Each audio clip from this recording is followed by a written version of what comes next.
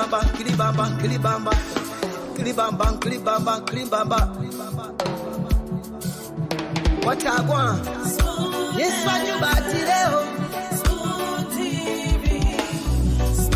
Yes, what you got today?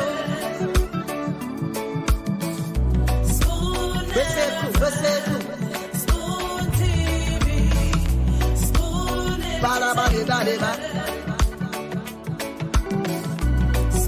Skidibidi dabado.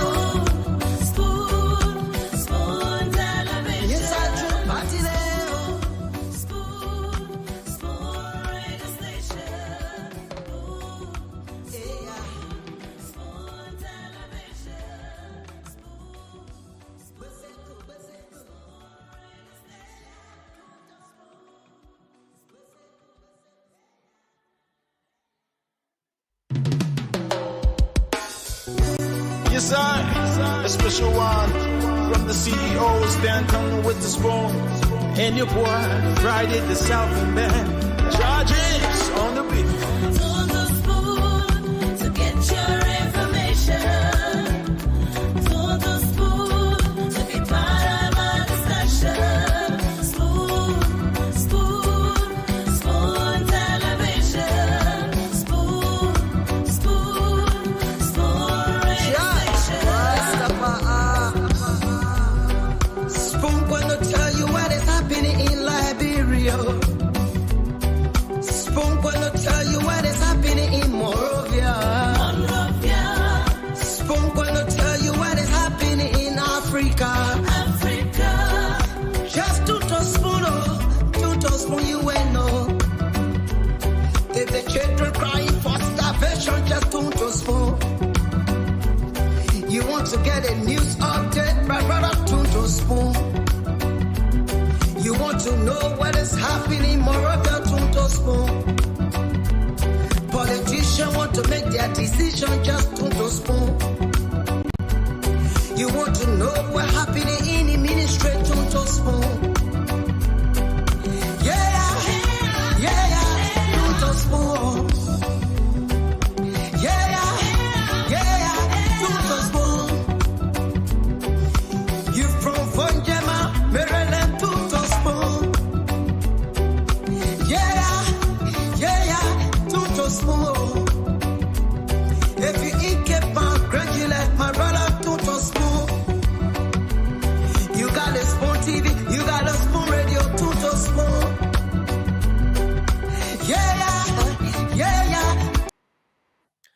Okay, so folks, welcome again. Thanks for joining us tonight on another edition of the program. This is Spoon Talk. Oh, wow.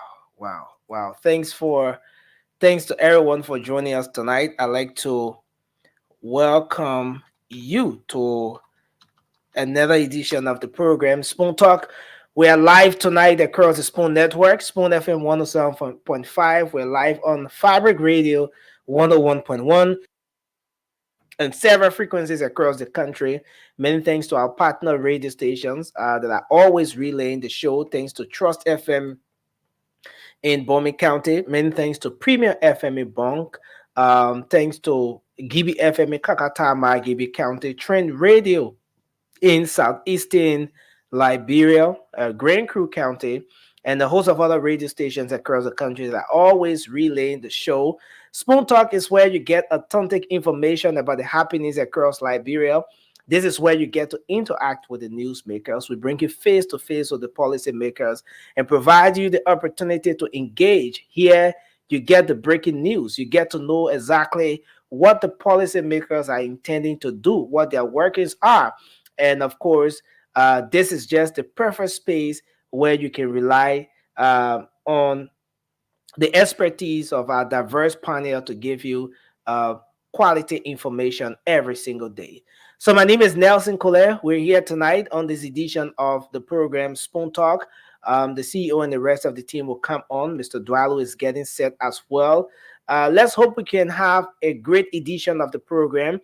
We're live across the internet as always. We're live on Spoon TV on Facebook. We're on Fabric TV on Facebook. We on Super TV on Facebook. Many thanks to our folks on YouTube as well. Spoon Talk Live is our YouTube handle. And we want to say thanks to all of you for joining us there. Kindly share the program as you join the show tonight. Let's hope we can have a great interaction as all of you joining us tonight will share the show across the different social media handles. So welcome to Spoon Talk. I want to go across the table and bring on Mr. Dwalo. I see he's set. He's already ready. Always starting up, with a great interaction with our people, not just recognizing them, but the food for thought, which so many of the folks will wait for eagerly. Mr. Dwalo, welcome to the show. It's good to have you on tonight. I love your blue and a touch of gold. Somebody said it for me. In Liberian. Yeah, real cheap. I love it. You see the arm? It's really nice, man. That's a royal. Real outfit. I'm telling you. But Nelson, man, how's everything in the country? I know the rains are calmed down. The electrification of the city is dissipating gradually. When we most during the dry season is worrisome. I just have to team up and try to get an extra generator for my place now because it's a backup system. So we will have maybe 2 or 3 generators on install just to make sure because the power will be going on Christmas level. Oh yeah. Season coming, but to everybody, man, Vera Harris. How you doing, Mama? How the woman doing? I see Basel Governor William Klimba. Welcome to the show. How are you doing? My own brother, Bill Carson, Mr. Carson. It is always a pleasure to have you on. I love your engagement always. You always on task. My Janet's son, Mr. Son, say hi to the woman. We send our greetings to her, my Janet's son. I see Ruby Cabin. How are you doing? So Mary Chia. Madam Chia, what's going on? I see Melvin. Corando Senior, how you doing, sir? Nancy Walker, James Davis, Mr. Davis, wherever you are from, love that bundle. Madam Bundle, how are you doing? Matthew D. Gibson, Madam Gibson, welcome to the show. Comfort Dolo, watching out of Florida, USA. I see Edwin Poor, Upper Darby, Pennsylvania. How are you doing out there? I see Precious Satya, Madam Satya, Momo T. Johnson, Emmanuel Zoga, my own brother Sakba. What's going on, brother? How are you doing? Isaiah Kamara, Mr. Kamara, Isiaka Mayamo Sharif, Mr. Sharif. Salute to you, sir. How are you doing? Ibrahim V. Yang, welcome to the show, sir, from Chocolate City. How are you doing out there? Evangeline Mamita, the girl from Mama Jile. How are you doing, my sister? How's everything with you? Now, Bowman, Mr. Bowman, how are you doing? Dennis or Reina Ventura? Arena, what's going on? How Kona doing? Kona, best out to you. How are you doing out there? Wherever you're watching from this afternoon, I see Briscoe Sencor. I see Cephas Gamon Yu. Gadewe, how are you doing, boy? Adonik, how are you doing, sir? I see Tipo Speaker Dempster out of Providence. What's going on out there in P-Time, Providence? I see Baker Ramsey, Mr. Ramsey, said to Edge Herman. Everybody, man, share the show across the table. Let's talk Liberia. We cannot get tired talking about this location for generations, man. Our parents before us, they didn't have the same avenue that we have today to kind of channel some of our anger, our disgust, our frustration into a place where we can force the administration, we can force the leadership of our country to do exactly what the people want them to do. This is the only mandate. The only mandate of our leadership is to do exactly what the people want them to do. And our job here is to continue to push them and say, listen, we are not telling you to act in a certain way. We are only telling you to remember the oath of office that you took to your people, that you have solemnly sworn to the Liberian people that you will uplift the Constitution, you will move forward, you will account for accountability, you will make sure the people's lives are changed. You will make sure there is equitability in the distribution of the resources of this country. You will make sure our children go to proper schools where they will be better than we are. You will build better hospitals. You will connect the country with proper roads. There will be clean drinking water across the country. You will provide jobs for fathers and mothers so the family can stay together, and that we will raise proper children comparable to anyone on earth. That you can be born in Liberia, raised in Liberia, and you can have the same opportunities that anybody in America, anybody in Norway. This is a dream of mine because I know we are more than capable of doing this. We have to understand this. This duty is a duty that we cannot neglect, because if we neglect this duty, we're burdening our children with a responsibility that we have not prepared them for. Every single day. I want to read an excerpt while Nelson's Willie, before these guys come on, of a letter that I wrote many years ago to the young people of Liberia. And I was just reading an article from the New York Times, and in the feed, I guess my name was there, and the article pop up. It's called A Message to the Legatees of Liberia. I wrote this letter. Anybody can Google the letter. And the young people, you have to take your proper place. If you don't take your place in our country, we will not change. We have to force there. I'm not saying you should not be on TikTok, you should not be on Facebook and all the things, and just stuck your head in your phone. I want you to look around you. Is this a life that you've dreamt of? Is this a life that you want for your children? Most of the kids that were born in the beginning of the war, they're in the 20s, they're having children. What Liberia you're going to leave to your children is something I think about every day. Let me read an excerpt from this letter. It was written July 15. It's actually published online. Anybody can Google this. It's called A Message to the Legatees of Liberia. And I'll read an excerpt from this message. It is my greatest honor to be able to write to you with the satisfaction and foresight that you will someday realize, if not now, that you are regarded in the highest esteem. Your youth is a full representation of what is good in us. It gives us hope and inspiration that we intend to leverage to birth a Liberian Renaissance for the transformation of our homeland. Brace yourselves, future generation. We have work to do. It is only you that can ensure that that work is completed in the direction that remove the self-imposed shame and disgrace of backwardness that has plagued our country for some 200 years. Immortality calls. Which one of you will answer? You live in an age of great endeavors, and your generation is presented with the greatest opportunity to drastically alter the direction of our homeland. Your stance in this moment will define the future you inherit. This period calls on you to think differently, to be forceful on good governance issues, and read relentlessly and expand your curiosity. Do not be fearful of failure.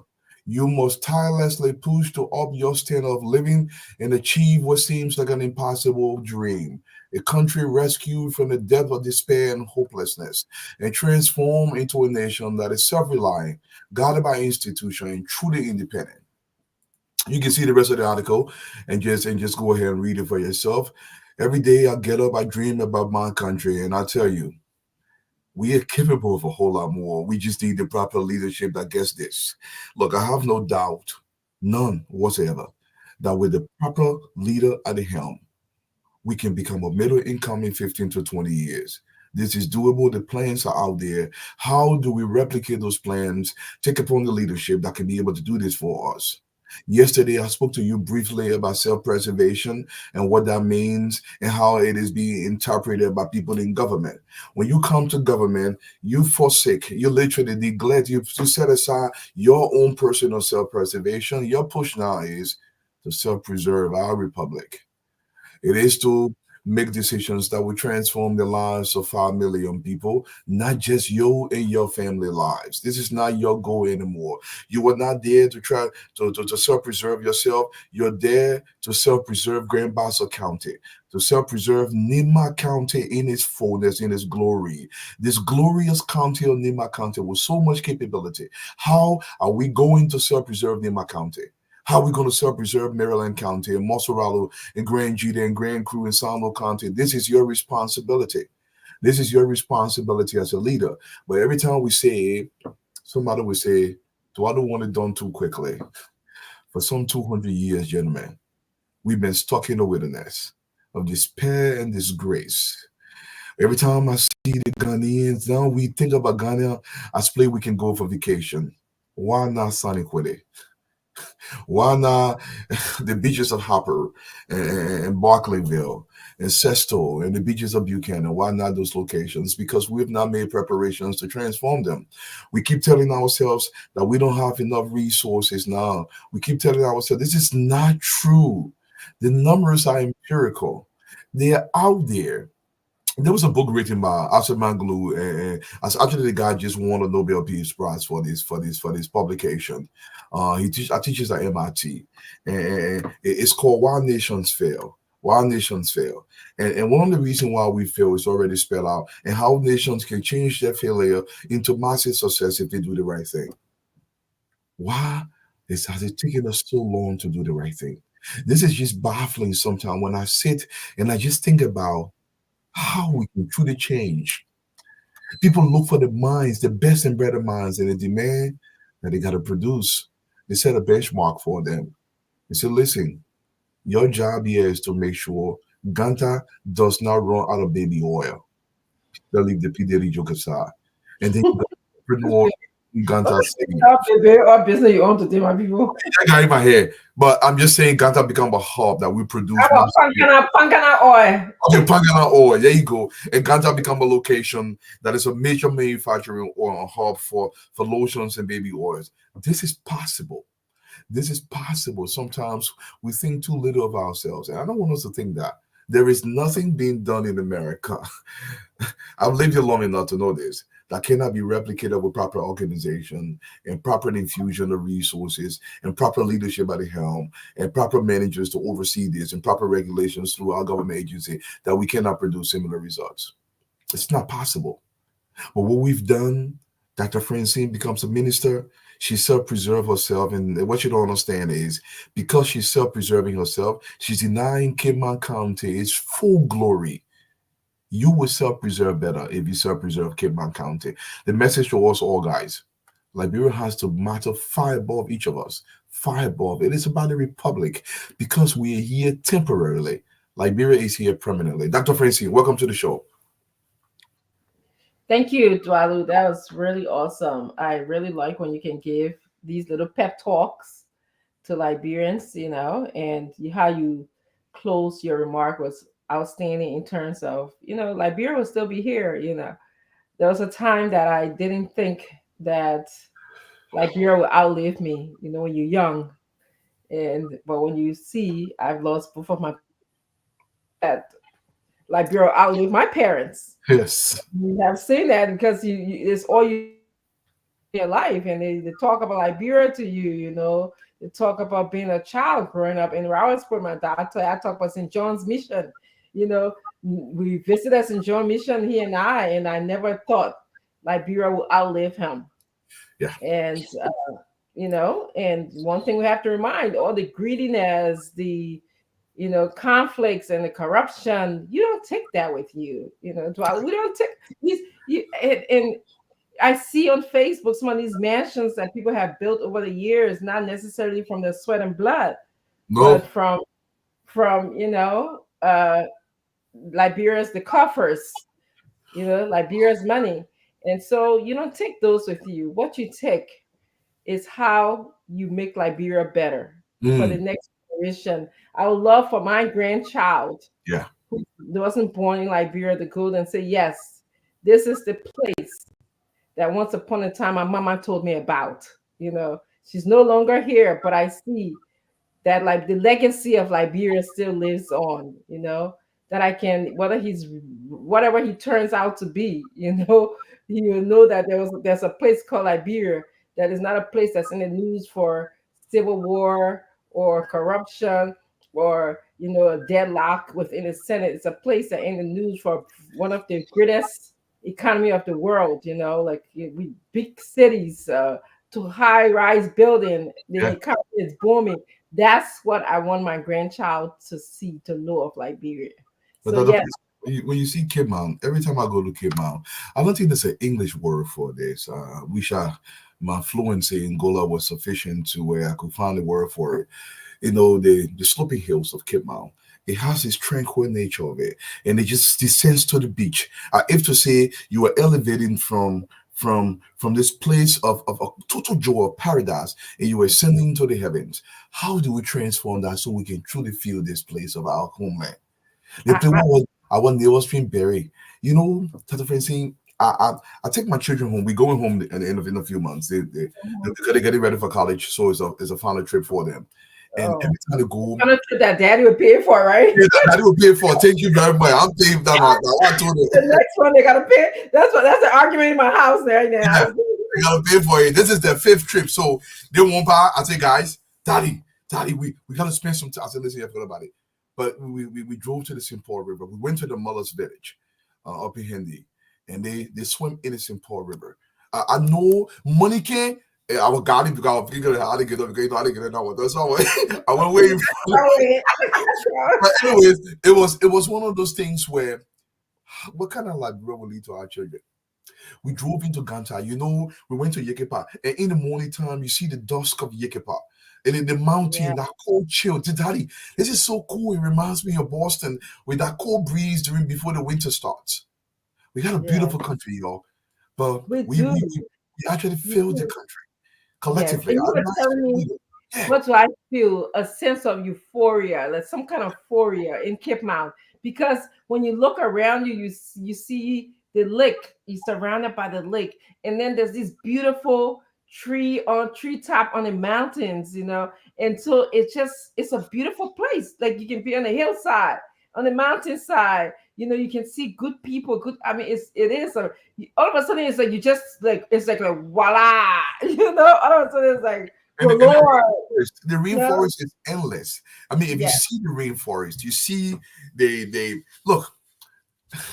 We sometimes when I think about my country and what we can become, we can take market from the Barbados of the world. We can eat the lunch, the Jamaicans, the surfing in our location. It is not me. It's been published in major papers across the globe with the kind of surfing out of Cape Mount, out of Maryland, even out of Grand Bassa County. We can actually capture this market.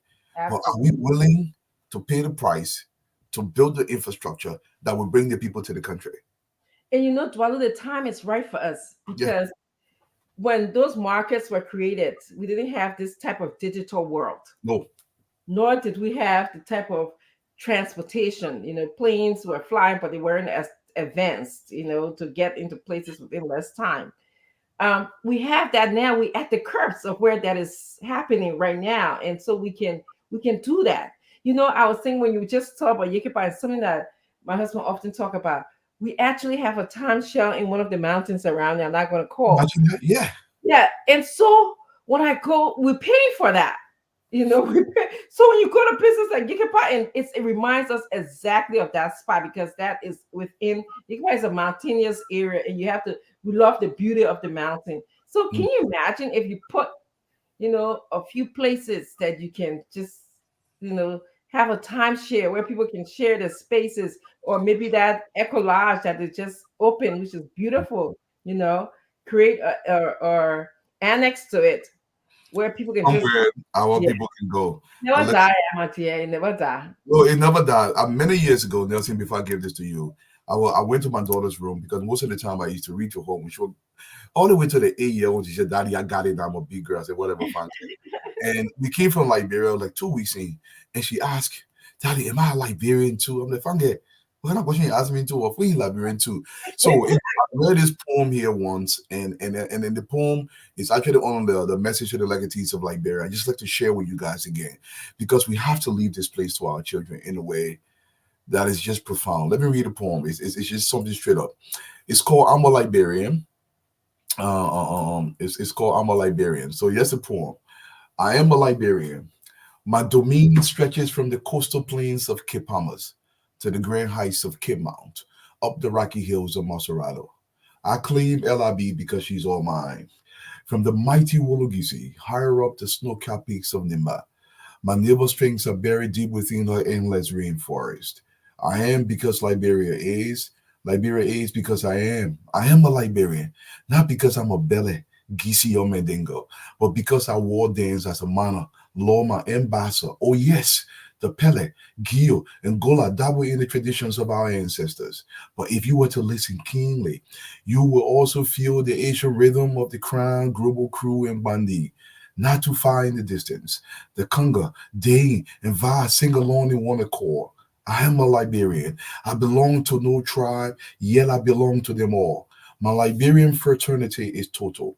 We stand in absolute brotherhood because the love of liberty unites us here. True, my allegiance is to no clan, no individual group, or established societies, but to all hail, Liberia hail. I am a Liberian. Allah, Jesus, or our ancestors may define my religion. Yet my loyalty remains indivisible. Politics will not separate me from this one fact, nor will the free verse cover the entirety of my Liberianness. Yes, the drum beats of my village draw me closer, but my soul remains unequivocally clear in its proclamation. I am purely and unapologetically Liberian. Amen. Amen. That's all I can say. Nothing. Amen. Yeah. Nothing. Wow. Uh, you know, our folks joining us tonight are enjoying this particular segment of the program. just from the feedback, everything we're getting across the different social media handles. And I think Mr. Dwalu comes to this with he brings a whole different flavor to the start of the program. I just missing like meeting. You can see Liberia running through his thoughts, his dictions, his just everything. And that's what's important. But Mr. Dwalu, I was just listening and going back to the article you wrote some years ago that you referenced, talking about the aspect where you spoke of the need for the young people to push for good governance and read extensively. And I just thought that a whole lot was being captured in that particular area, especially where you talk about the need to push for good governance. You look around our country, as crucial as election periods are, the young people in their majority are the ones who get trucked from one location to another location. And I think that's where bad governance starts from. That is what gave birth to bad governance, because when you start to engage the process that way, start to get something in return for the vote, and politicians take you to another location, to the next location, accountability is taken away to some extent. They don't feel accountable. They don't feel obligated, that they have to be answerable to you for some reasons, because they feel that they paid for, what you gave them, your vote and all of that. And that in itself is something that really cut me. But the last time Dr. Francine mentioned the Stockholm syndrome on the show, and let me tell you what's happening. There was a period in my life, maybe I think it was the second term of Ellen Johnson's Shalif, when people were being trucked from Morovia into other locations. It used to make me very, and then I realized our people put our people in this disadvantageous position for a very long time, and then they exploit that. Now, seeing the desperation in our country is so chronic that sometimes our people will do things without fully understanding what they do. Yeah, Mama, I don't want to read that poem just in case you're wondering. Just Google the poem. Google A Message to the Legatees of Liberia. You will see the poem there as well when you read the article. And our people are being trucked out of desperation. It's not like they don't know what they're doing, that they are disadvantaging themselves. But I'll put the greatest onus on the officials that are doing this. Because anybody who trucks a Liberian citizen out of a populated area into an area that is not populated so they can become elected, that person is a criminal. Yeah. They're a criminal. And that criminal should have no place in our body politics. But, and Fidel Patrick will mention here talking dude, they will say talking dude. Nobody talking does in Liberia out of his own pocket. He only talking does when he's stealing from you and gave you chicken feed and makes you feel like he's doing something for you. A person that can afford thousands of people when he has invented nothing, he have built no business, he started no company, that person is a criminal. I don't care if you want to call him a senator. It could be the president of the republic. He's a criminal against the republic. He should have no space in our body politics. The question now becomes, how do we translate this message to the young people who are quote unquote hungry? They will take the $20. They will take the $30. I'll tell you a quick story. Out of district number 4, Bonard Farm, there was a lady, she passed away now. So out of respect, I'm not going to mention her name. Anna Ellie Johnson Sully, she was going to run in Bowman County. And she trucked most of the young men out of district number 4, and she took them to Bowman County. Promised then, I believe it was $20 to go and $20 to come back, and she was going to feed them. So for the registration, when you go and register, she gave you $20. She bossed them to Bowman all day. They stayed there. They didn't eat nothing. She gave them 500 after they finished registering. Now the children came back, they were complaining. They came to the yard. Uncle Oba, you see what she did? But I said, where you go get on boss? You're keep probably that woman way in our place there. You're living there. You're living there. So but what happened was, time came now when there was time to vote. She told the young people, and I told them, any one of you go back from the community that you're bringing your own suffering on. And over, I was talking to them. Let me tell you, that woman brought her buses. That buses, nobody got no buses. The children said they put the money up front before they go. She was saying, oh, when you're finished voting, I will bring the money. I think she got like maybe it was like 192 votes out of Bowman County. So she was depending on the truck people to vote. Wow. So we disadvantage our people and then we exploit them. Those people are criminal in my vote. Exactly what happens. And go ahead, Nelson. Go ahead. Okay. So yes, some months back before our election, I was strolling the social media and I came across a video where somewhere in Ghana there was a situation where the young people, like you have the group of motorcyclists, as part of the political period, the campaign and stuff like that. Some of the politicians took some bags of rice and carried to the young people, tried to distribute it and stuff like that. And those guys threw the rice, those bags of rice back. Sorry, in the pickup. Yeah. I saw the video. Instead of giving us rice, go and fix the road, make the educational system better, build a system that everybody, regardless of which part of the country you find yourself, a system where everybody can benefit and live a better life. And I think this is the kind of mindset that especially the young people in Liberia need to gradually start to adapt. Yeah.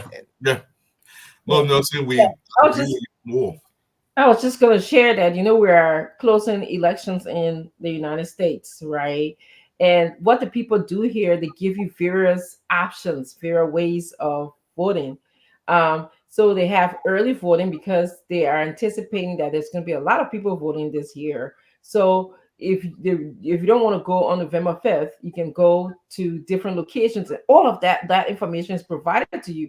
They send it to you by email, they send it to you in the mail. So there's no way you can miss it. The people even give you a practice ballot, at least in my state, where you can see and you can read and be accustomed to and see who you're voting for, like to know, like for example, I got one of all of the school councils name on it, members who are running.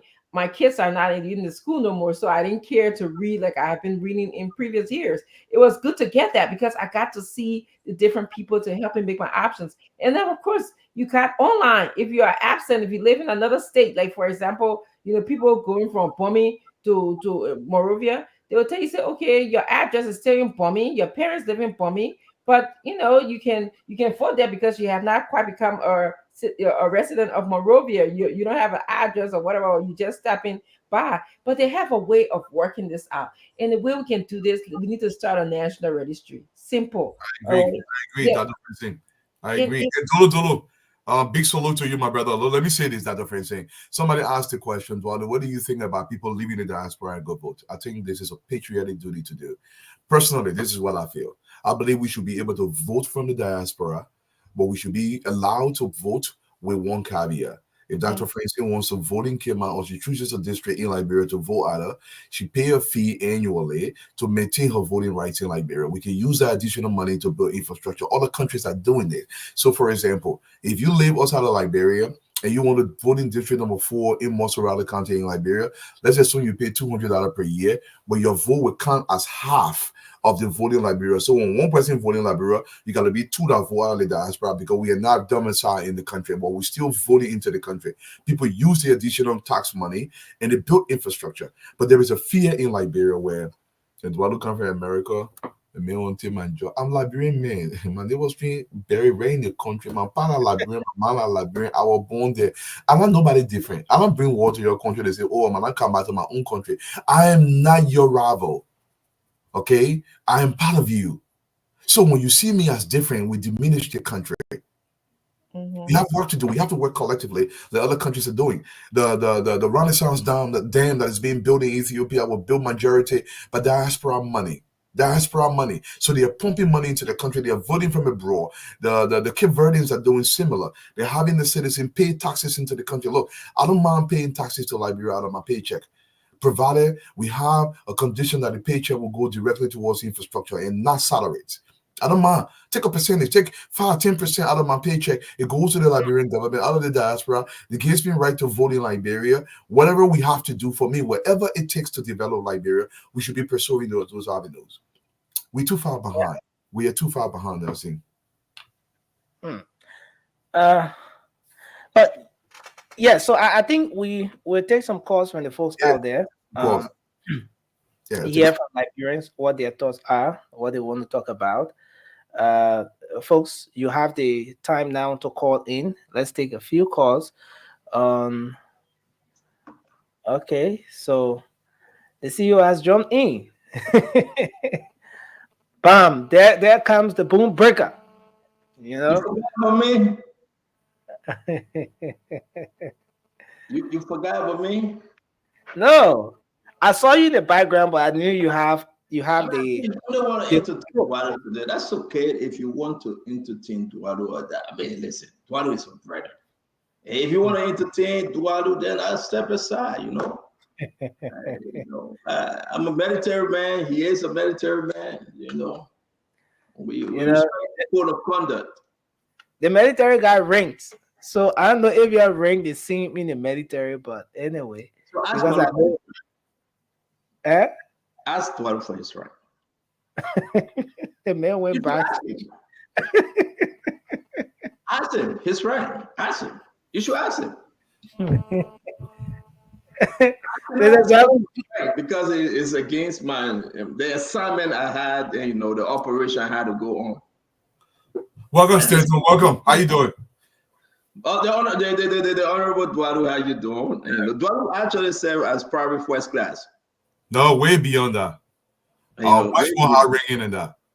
What, lieutenant? No, I was not an officer. I was an enlisted man. I was a non-commissioned officer. No commissioner. There you go. I was commissioner. So there you go. So you were officer. So you were over me.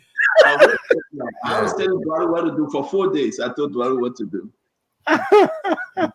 Eduardo, man, it's good to see you, man. I woke up this morning like I got some kind of pain radiating from the back coming up to my right chest area. Yes, listen. I went to my doctor. I had similar thing. He come here the day, and then he came along my arm. I was a little bit scared. I said, shit. So I went to the doctor, and they got that thing. I forget the name. They put you inside. They made it close it. Then do you medical people? What I think you help me out. I'll be about that can't scam, man. But it's no. I thought I was having precautionary because my man, you worry about different things. You worry about. And you gotta stop. You gotta stop the worry about it because it's going to knock you down. And pressure is. I mean, I'm not going to ask you if you suffer from pressure, but pressure is a silent killer. You got to just chill. Yeah. If you say that. You gotta be very careful. At the end of the day, it is what it is. But what is Eduardo? Listen, what is coming from Liberia is big. The LDA, the money captain. It's the president Joseph Parker opening his eyes, small. We pray. He opened it small. The crew record is chair. But we had to give you great news today. A beautiful Friday in the city. I was playing basketball again after experiencing this. I said, let me just exercise a little bit because this is where I got, this is where I got my strength from. So I have to exercise. But it's all good. It's good for the nation. Yeah. Liberia deserves better, and we yet again to present to you that which is so right for the Liberian people. Yes, sir. Yep. We are. Mr. Dwalu, ladies and gentlemen of the jury, this is the Spoon Talk. Welcome again. Everybody will be joining us pretty shortly. Yeah. I think we're getting there. Yes, we are. Solomon Solomon, they call him Mesolo. Fan Diga, Rufus Quick, Teresa Simpson Uma, Bill Casson, that's always, man. We welcome Bill, Richard Wilson Jr. Let's welcome Salafu. So again, want to send our sister Ellen Johnson. She always followed us. She lost her mother. We're gonna remember her again. Thank God, the 3 days finished, the 7 days finished. You know, the mother was Muslim, and traditionally they have to religiously, they have to bury her like that. Again, our sympathy to you, Sister Ellen. She always joining us, but she having a tough time. I want to say to you, if you're around the Beverly, New Jersey area, don't forget join me to church. Next Saturday, the 10th, I will be preaching. I will preach on the Gospel of St. Luke. And I will give you the theme and the message. It's a powerful message. Again, you can join us tomorrow if you got no church to attend. But join us. Let's have a wonderful day. I will put the address up. Let's welcome Ngama Dempster, the Ruben Kobe, Emmanuel, the Bookman, Marlene, Emmanuel again, Rasso, Take Me Away, Gamen Giflaw, Moses Gadia Morgan, His Excellency Emmanuel. I want to say another Emmanuel Cooper, Samuel Thomas, Moses Harris, Denzel Gates, our chief. They said Mary Finayuma, Uriah's number. Uriah is my brother from the Upper Ministry Church. They call him the UN. But his name is Uriah J. Number. We want to say Uriah, welcome to the show. Again, indeed figurative with a cardboard and a lot of folks, Abu Sabu. Yes, that's my girl, Ellen. Ellen Johnson just joining us. Again, we send a shout out to you, Ellen. We want to say Sadia Williams, Ryan is for you. Bill Lord is for you. Baker Ramsey. Amos, you say, don't help me pronounce some of these names, my man. Moving fast up, but these names are hard to pronounce sometimes, my brother. Yimpandrate, P. Emmanuel Jackson. They call it Beatrice. The Beatrice, your name just flew away like that. Rufus Quena, Ekina is for you. Daniel Barkley. They call it Dwight Myers. Again, every one of you share the show. We gonna give you everything. I was able to collect a lot of information today, and just to go ahead and let you know that this is the day the Lord has made. We will rejoice and be glad in it. What a day, what a day, what a day. Yes. Somebody said I'm going to send a special shout out to the... No, my special shout out will go to Siata Timber. Siata, how you doing, mama? How everything? Bummy King, what's popping, my brother? Dolo. Always salute you, my brother. You have no idea. We appreciate your presence, all you guys. The Fugitive. Where you went away from, my man? The Fugitive, where you watching from? First of all, I want to know. I'll tell you that man story, Lane Small. Oh, yeah, I'm Lane Small, eh? The Fugitive, welcome to the show.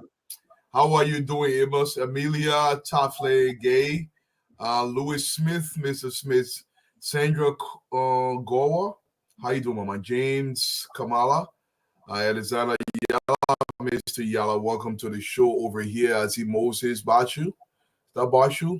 Okay, Moses Stephen Tiali, Daniel Moba, Mr. Moba. What's going on, Moses Cully? Mr. Cully from PA. What's going on? Edmond Sibo, Washington from back of YMCA. Why they call it YW in Liberia instead of YMCA? You get a YM and they get a YW. The YW is the young women.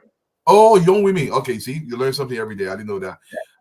We got Sonny Boy, Sonny Boy, I'm so sorry. Sonny Boy Johnson, Mr. Johnson, welcome to the show. Edwin Poor, Darby PA, Ambassador Leonard Johnson, Mr. Johnson, how are you doing? Henrietta Jala, Maranjala Winifred, Ankara Bidel, how are you doing? Take Me Away. What's going on, my brother? Siku Talata Mohammed Sharif, Mr. Sharif, how are you doing, sir? Welcome to the show. Peter Herman, Sumo Kawo, what's going on? Ibrahim W. Samuel, Ibrahim Davis, H.E., His Excellency Emmanuel Gomaya. What's going on, man? Thank you for joining us. How are Sonny? How are you doing? Are you related to Ensu Sonny, our former education minister? Over here, I see my girl Purdy Pearl. It's a great celebration to have you on here today. I don't hear none of your noise. Purdy, welcome to the Soul Gym Center. Yasa Winder Kulo. Willow D, how are you doing? Patience Davis, Madam Davis, welcome to the show, guys. Help us share the show. It's about Liberia. All do our own small things here. You contribute, not small, and gradually, all the both know rise together, and the intent is to raise Rayleigh into a proper place, turn Douala into a respectable market. Look to Ganta, it becoming a bustling metropolis. We can turn Ganta into a city that the rest of the region can envy. To you guys out there in Ganta, man, you're doing great thing. Continue to build, continue to start businesses. We appreciate you in Ganta, in Nima County. Do the great thing, man. Let's elevate Liberia together. Stanton. Mr. Duado and the people will be joined shortly by the rest of the team. We want to say to all of you again, thank you very much for being who you are. I send a special one to Kidomat Kofa. They call him the Kidomat, the Maki Kofa. We want to send a special shout out to you. Again, they call him Joma Kidomat. Again, we send a special one out to Mamadou Masakwe and all the great men that fell within themselves who are holding Liberia down on the CDC. Where are they today? Where are they actual sedition today? Jaja, CDC said Jaja. What about washing a car with the champagne? I mean, my brother, that Emmanuel Potter. But they know. I mean, but that champagne thing Potter was doing, what you father? Yeah, that father. But you see, I want people not always that thing. It was your father, man. I'm my brother there. Yeah. But anyways, it made the I told him, man, I said, Paul, we are brother, right? We are friend. The man said, yeah. I said, remember, they were BCDC. The man said, man, Unity Party that dead bad. That dead bad. They came well. I said, oh, man, you are man, they were BCDC, man. You guys just, and I was like, oh, my man, move for that, man. Unity Party that dead bad. I said, okay. My man, Bill Gassi said, the man, Punaka. Or Bill Gassi invested around me. Bill, not true? Bill don't know the man. Bill don't know the man. He doesn't know the man. Yeah. I remember I leave Potter alone. Potter, my man. you know when you beat them like Acedo, I felt sorry for Acedo yesterday, right? Yeah. Because Acedo can't say anything about Fala issue. Fala is in Cape Man, trying to lobby more people on his side. Fala chasing Bintu Masale. Yeah, for chasing people individually, now the men driving up and down collecting more people from Fonati Care. And we discussed over there. I mean, Father have taken this thing personally. What do? It's that somebody made Father angry. I don't know. Seriously. I'm waiting for Federa Patrick and Acedo to come on. Or Sam Jackson. He have taken it personally that he want to remove Fonati Kofa. Fala, Jefferson Koji, all of them, they get something about Fonati Kofa. It's personal to them. Fonati Kofa is a threat. They see him as a threat, not as a part of the CDC. They see him as a threat. Why? I mean, somebody told me this. Someone was Stentor. Yeah. Fonati building an empire. I said, what are you talking about? He's a Stentor. You see everybody Fonati had captured the entire ALP. The Tudia Ure, the Costa, the Ben Ure, everybody fought in line. Fonati went and started getting the youth of the CDC, the Mama Sikaba, the Kano Babara, the Manipaka Dumont. They're not youth in there. Don't say youth. They're not youth in there. But go ahead. I did that one. I aimed the foreign youth in the country back. Yeah. But Fonati was building something, right? And the people got afraid. The person called a Joe. Yeah, they said, man. President, we are everywhere he's been since he became a footballer, especially in the Liberian community. He's been the center and the focal point of that organization. He doesn't want to share any space with anybody that he sees as a competition.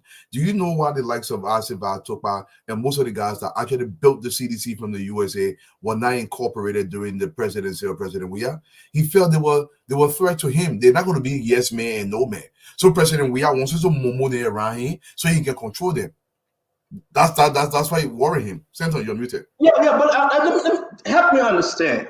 Why would Fonati look at? I mean, why would Joey look at Fonati as a threat? Tell me why. I mean, listen, Joey doesn't want to share the space. You cannot allow something to grow big; it becomes harder to cut down. You got to cut it in its infancy, and I think that's what President Weah is doing. In his WAP mind, he thinks this is the right thing to do. It's not helping him. Yeah. Fadiga. It won't help George Manawe and CDC. If you cut Fonati away, Fadiga, it's more detrimental to CDC and John Manawe than the UP. True. It's not going to help him. I don't know. Seeing people advance now, here's the issue. They did the same thing with Miguel. You remember? When Miguel was placed on sanction, guess what happened? They cut Miguel loose. Once Miguel left, Joey lost the election at a time. I mean, I'm beginning to listen. Who is advising this guy? Now, people say, I'm not asking for that to resign. But every story have their end. Even if you go to the Nigerian movie, part 1, part 2, part 3, part 6, it will still come to the end. That one is true. Yeah, so this thing will come to the end.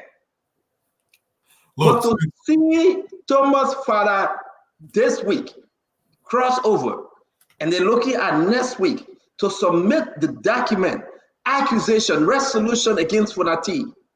On Monday, they will not listen to the Supreme Court. They don't fear the Supreme Court. And they will go in there on Tuesday, submit the document of Thomas Farah, and Thomas Farah will take that document. They will go ahead to allow Thomas Farah to resign, and they will ask Fonati to recuse himself. And here's the issue. If Fonati recuses himself, these guys are coming for the Jackalope vein. Of course. I mean, one way or the other, it doesn't look good. It doesn't look good. Stanton, our official Ballon d'Or would not share the stage with anybody, whether you like it or not. The only thing that gives me great joy that this menace that the CDC is being dissolved by themselves. They're corroding from within, and that's good for Liberia. CDC should not be near power, especially not with President Weah at the helm. If they found somebody who can really lead the country, even me would support CDC, but not somebody like President Weah. We don't even care about leadership. Oh, if they get somebody better, if they get somebody decent, you can find yourself supporting that. It's not about the organization, it's about the person lead. Look, President Weah never wanted to govern. He has no inkling of governing. He don't care about none of that thing. President Weah saw the presidency to boost his morale. That's it. Not one day he governed. He didn't care about governing. And that hurt the people. But most people don't know it because he allowed anybody to just steal any kind of way. They're passing around. President Weah, our king. Remember when he first came to power, they made that statue for him. They said, oh, the President Weah is not the man is not fit to become a dog catcher. We take him, we're making the president of our country. They make a dog. They make it a golden retriever. That dog when he went in Staten Island. What the dog need? Does he know the dog need? What the dog need? That's what the dog need. Does he what the dog need? Somebody help me. What we are dog need? You're muted. Let's unmute yourself. Rasky, thank you, Abiogazi. Rasky, yeah. The many didn't know who dog need. But listen though, I try to figure out if everything we are looking at, folks, 2029 is way down the line. Yeah, that money we're feeling back then. I think I'll leave it. If you don't have Thomas Farah for Lo-Fi, you finish. Lo-Fi gone. Oh. Limba gone. Akbe. Well, Bonkante, Prince Moyi, and all the plenty of people that are there, James Colette, and Fode Fambula, and all of that, Bonkante will be gone. I mean, just common sense. I mean, Joey got to recalibrate everything, but they're gone. You don't want to come back. Don't let nobody fool you. I don't think he want to. I will agree with you. I don't think Joey are coming back. So therefore, Joey just want to destroy the entire CDC. Look at Johnson Koji. Johnson Koji received a little money. The allegation that he received money and he went quietly. The first of all, the men threatened him and say, anybody that go on the other side, we will go ahead and suspend you for the party. What happened? Someone call him and say, "Can't get your 30G." The man collected a 30G. You will know you're fighting for Johnson Koji. I mean, this, I don't know, something about Joseph Boaga people got to think about though. strategic, the mind game.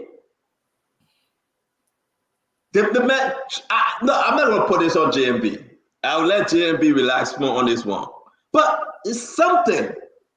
CDC just going down. CDC now begin to be like the new party on the block, and everybody hustling for a little more. You better for 6 years, for God's sake, Eduardo. How can you so soon start begging for money?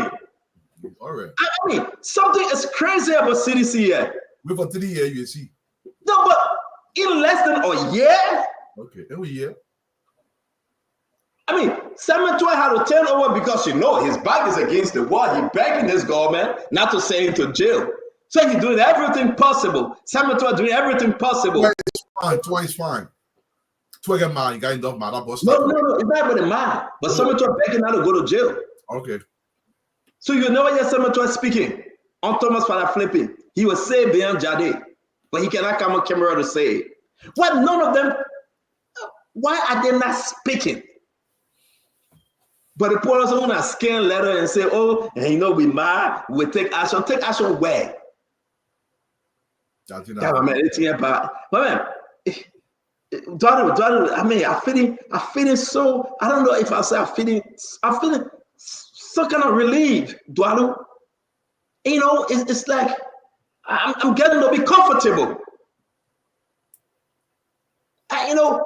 It's like Joey said, let's just destroy CDC. So we never care about CDC though. Listen to the people in our phone at CDC. Joey were handpicked in a way to where, but what happened when Joey plays and Charles Sutter star with Ellen Johnson Sunday?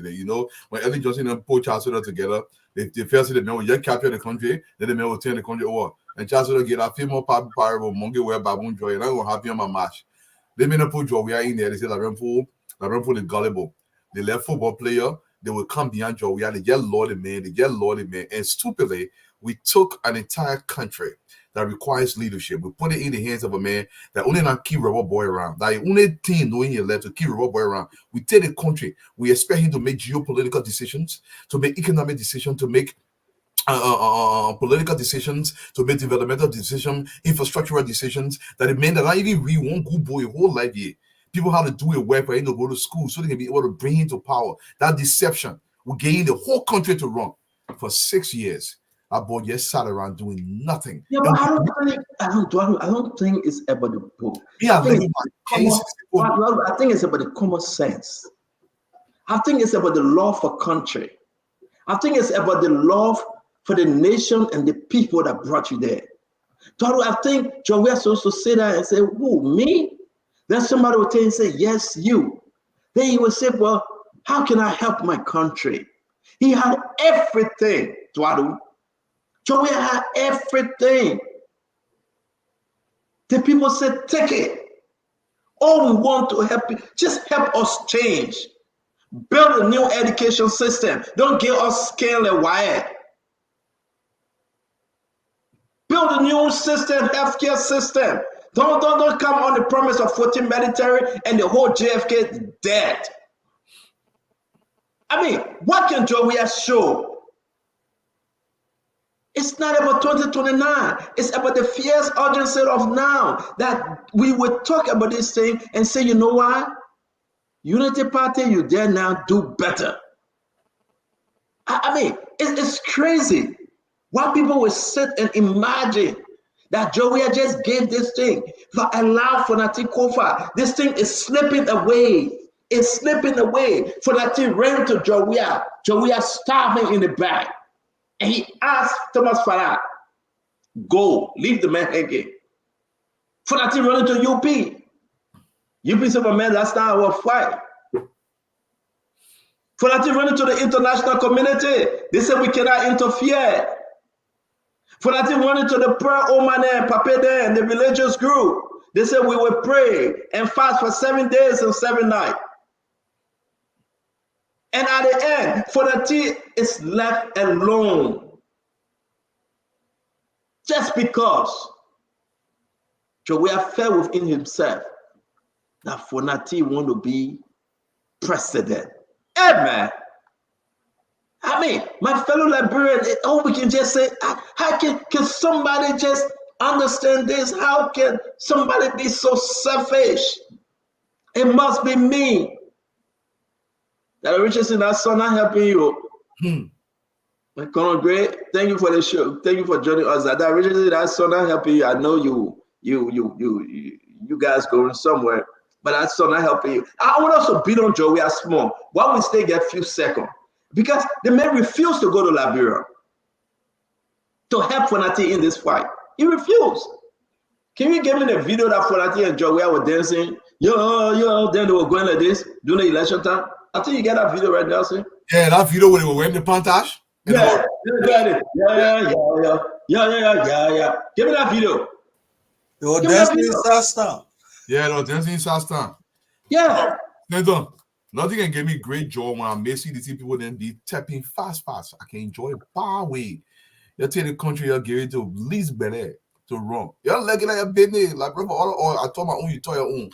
No obsession with Joe. We have said this country back by at least 15, 20 years. That kind of man go get power to.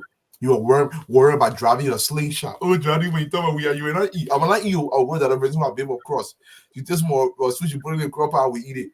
But at the end of the day, the presidency, they're not child's play thing. Now, President Pepper, so get this Google. Oh.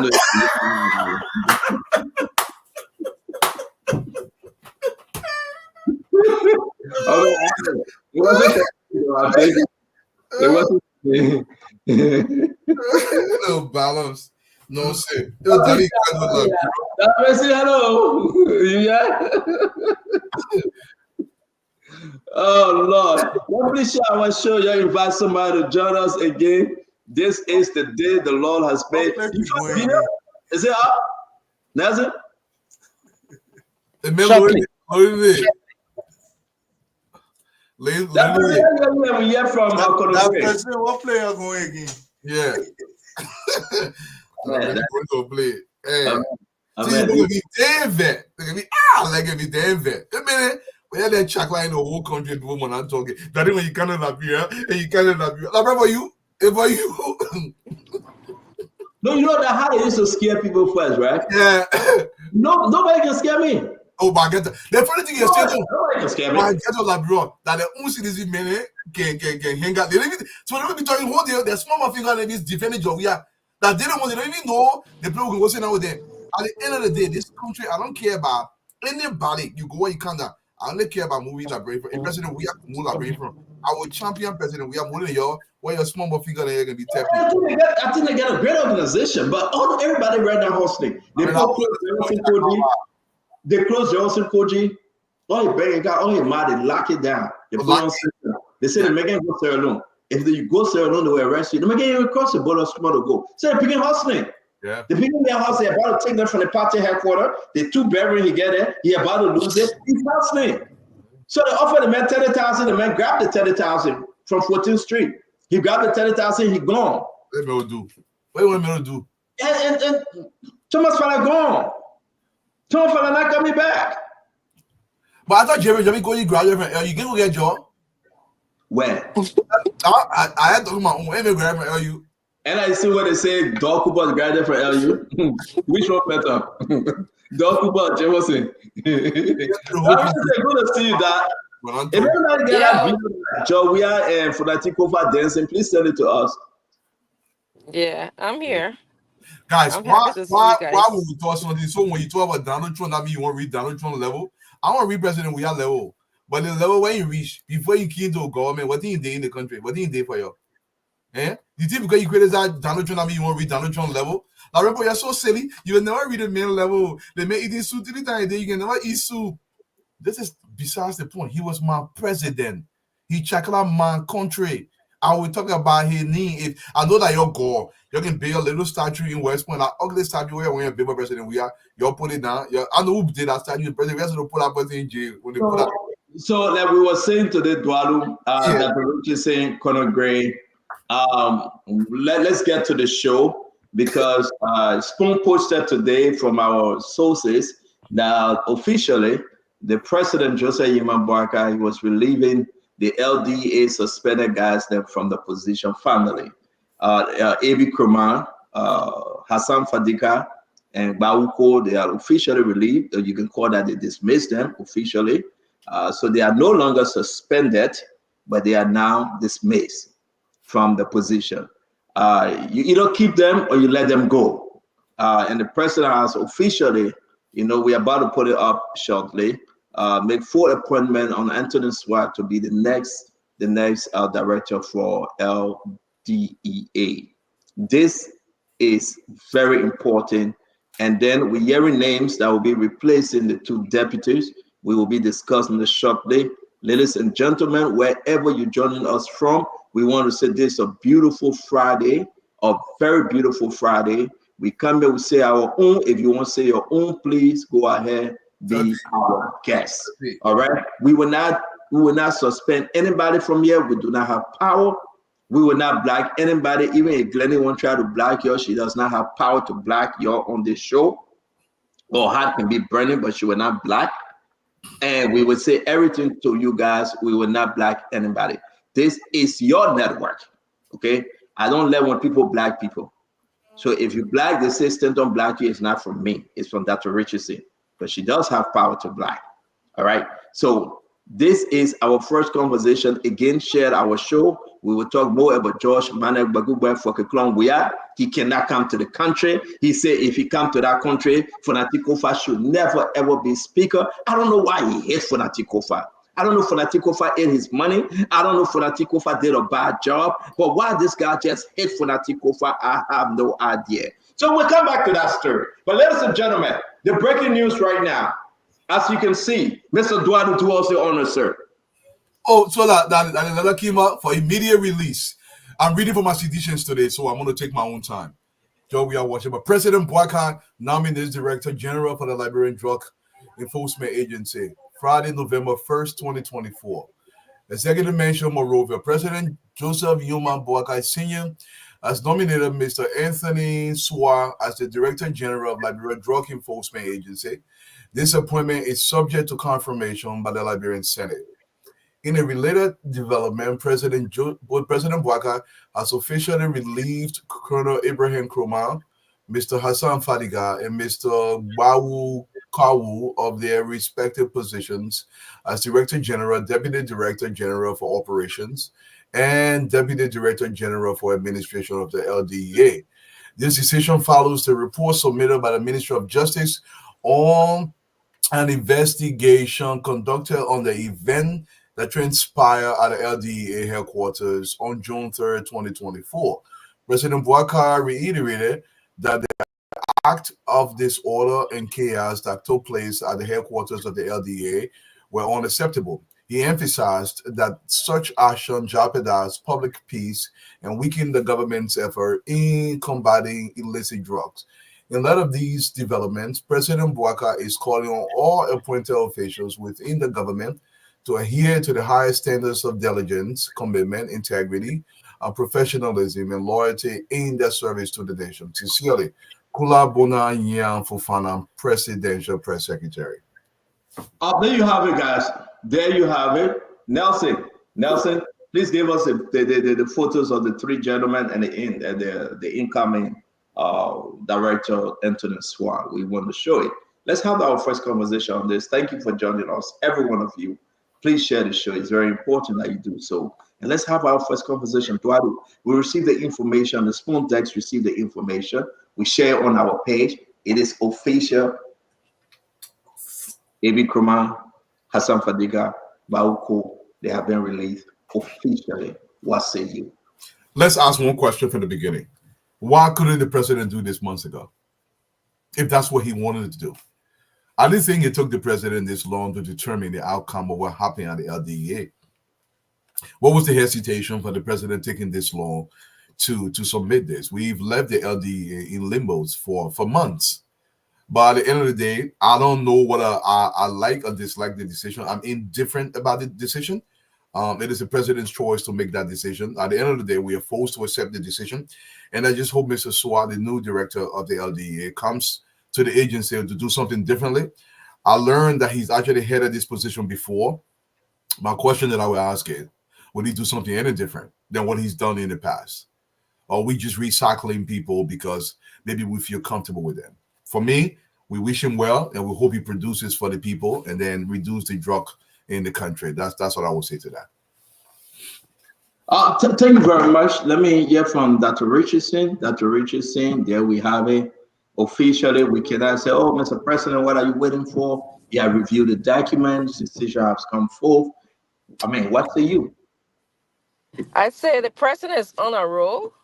Yesterday, I was listening to the show briefly, and I heard that he dismissed or suspended. He suspended the leaders at LRRC, and today we're hearing the news that he fired LDEA's leaders. So he's on a roll.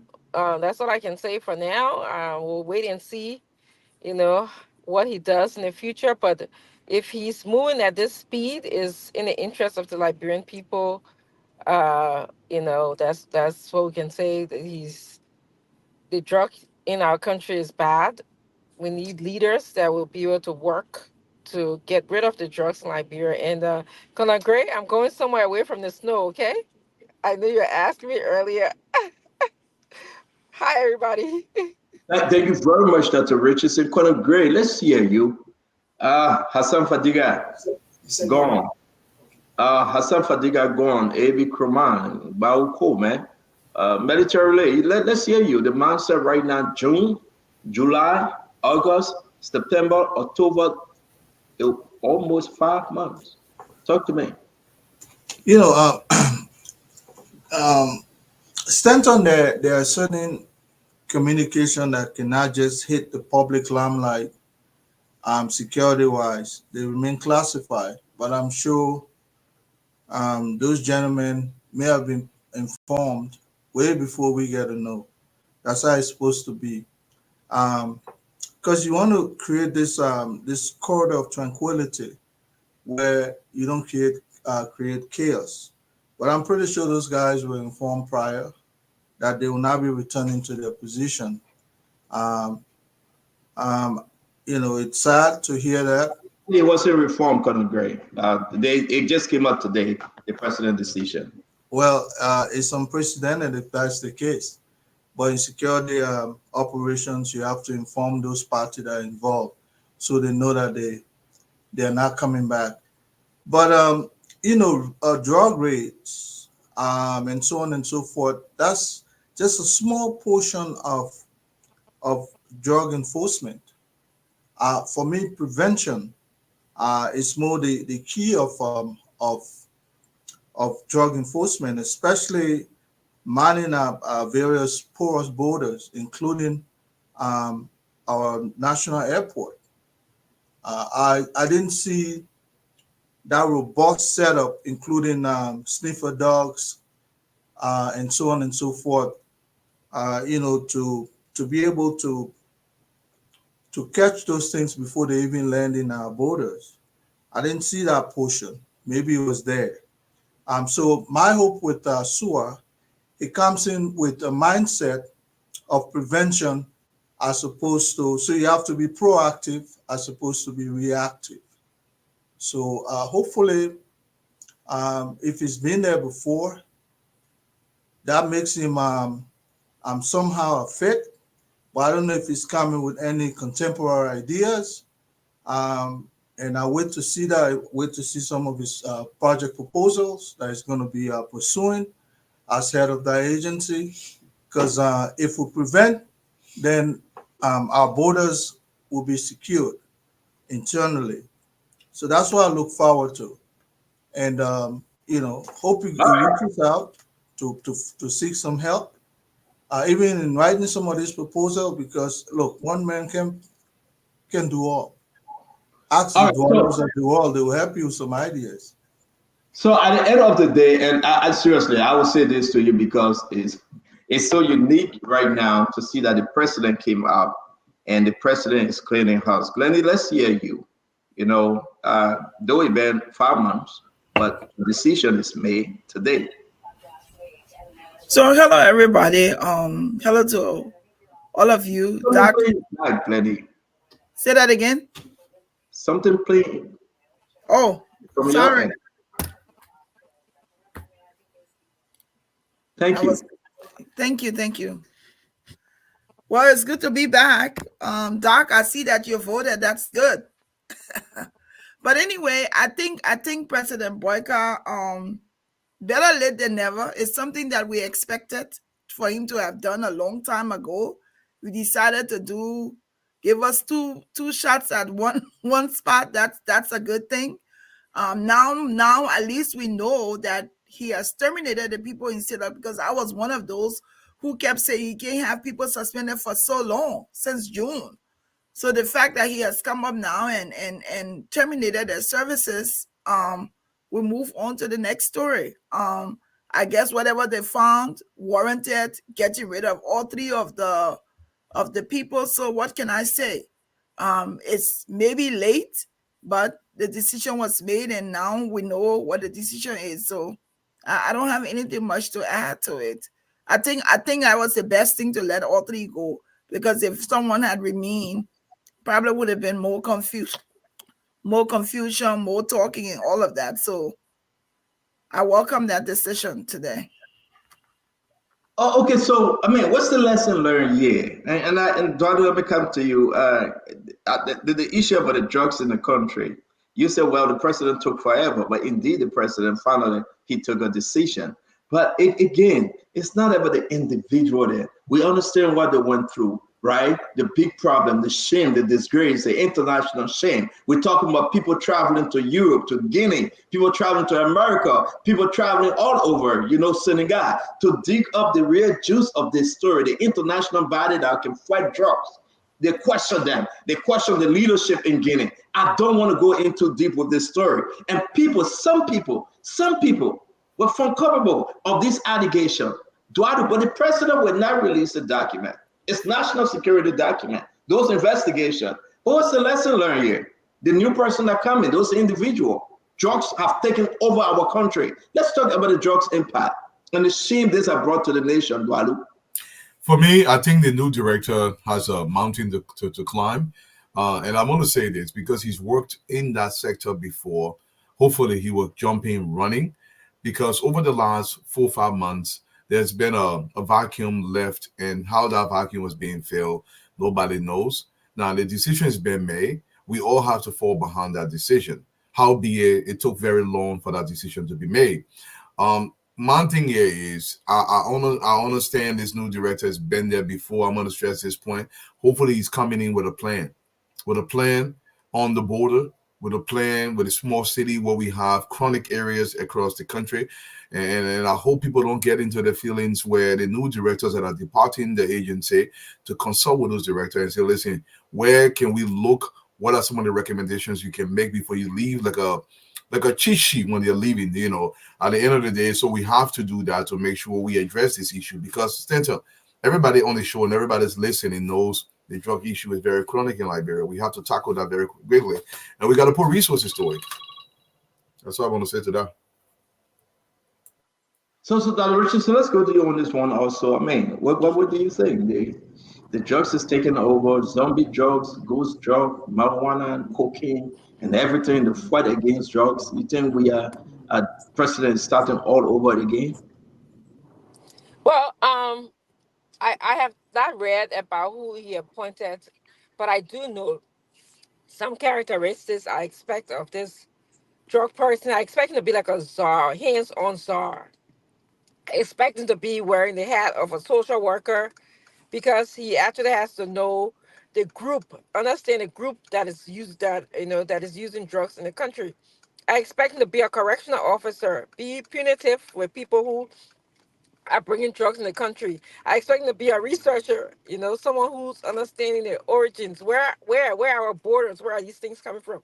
I expect him to be able to, excuse me, be with the families of some people who have been severely impacted by drugs. He's supposed to be able to find referral hospital for those who are impacted by drugs, to rehabilitate them. So I expect to be able to do some preventative measures, like talking to the young students in the school I was going to say school district, but we don't have school districts in our country, but in the schools in Liberia. So yes, I have a large expectation of this person, and I hope that he will be able to wear many hats in order to fight the drug system, the drug problems in Liberia.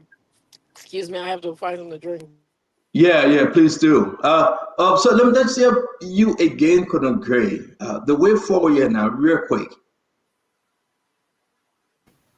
Well, Senator, the way forward,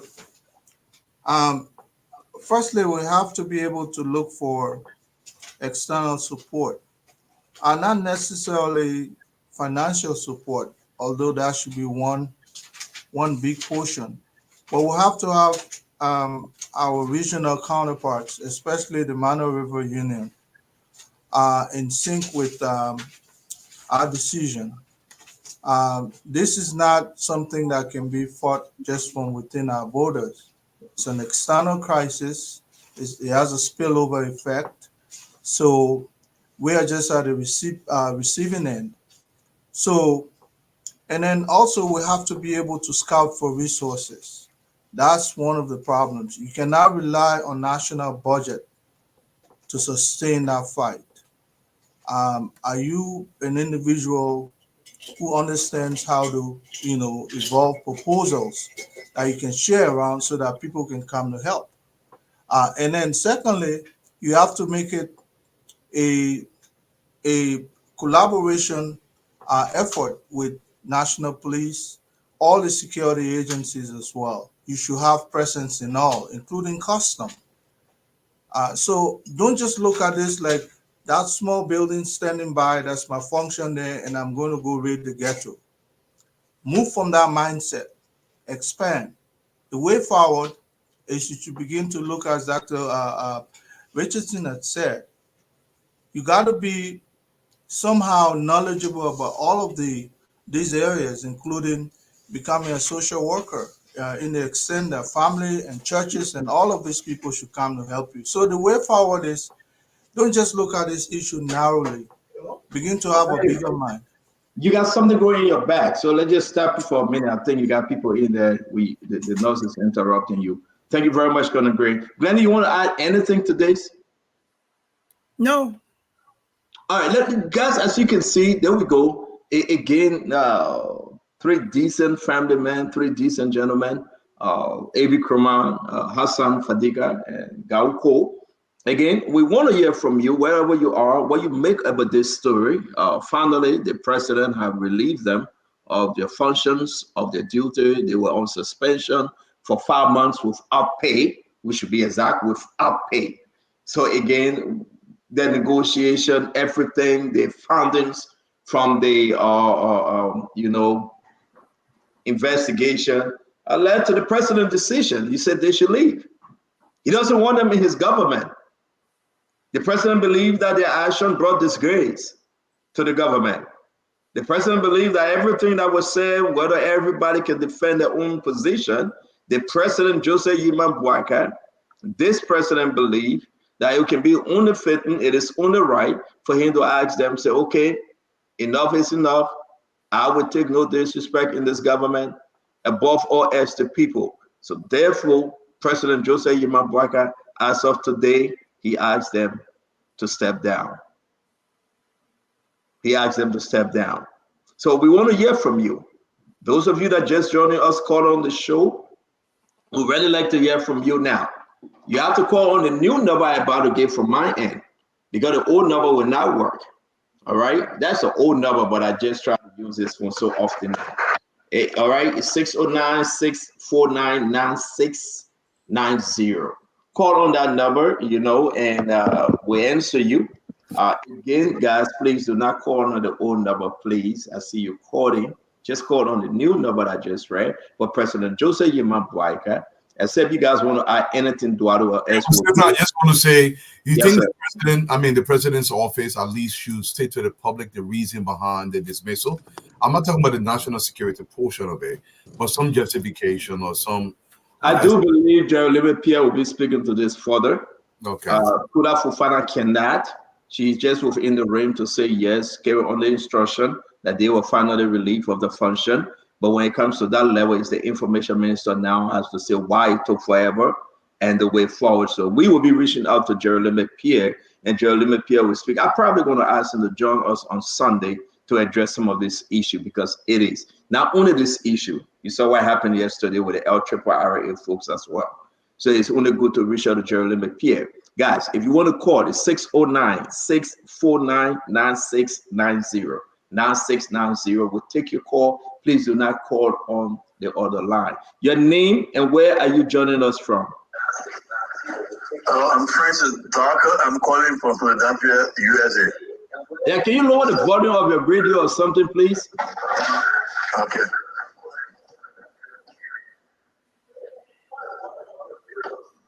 Okay, I'm on there. Okay. Okay, go ahead. Talk to us about this dismissal. Okay, I called to say that it's a welcoming news from the president. This thing was so embarrassing to the country. Our children are on drugs, and we try to stop the drugs business and the one that's after they want to serve. I can say even overdue, the president should have taken a decision ever since. But anyway, I say congratulations. Thank you very much. Let me take the next one. Your name and where you joining us from? I'm calling from Pennsylvania, and my name is Thomas Craig. Thomas, go ahead, talk to us. Good. I think I just sent you something in your inbox. I don't know if you ever got it. But it's so saddening that our young and energetic brothers have to be put through such a thing, to retire them so early. But and again, on the other hand, the new DA boss, I can tell you, he come with a wealth of experience. He was the deputy and is the director of the former service, and he was the one that established the LDA with Hillary King. And I tell you what, Senator, I said it to you, the LDA at that time was at the verge of getting a helicopter and a speedboat to fight drugs. But just before then, George Weah became president, everything just went away. Thank you. How come the American government backed up on it? Thank you very much. I'm glad he's back this time around. Thank you very much. Thank you. It's important to say that. Let me welcome you to the call. Your name and where you joining us from? I'm from Nigeria.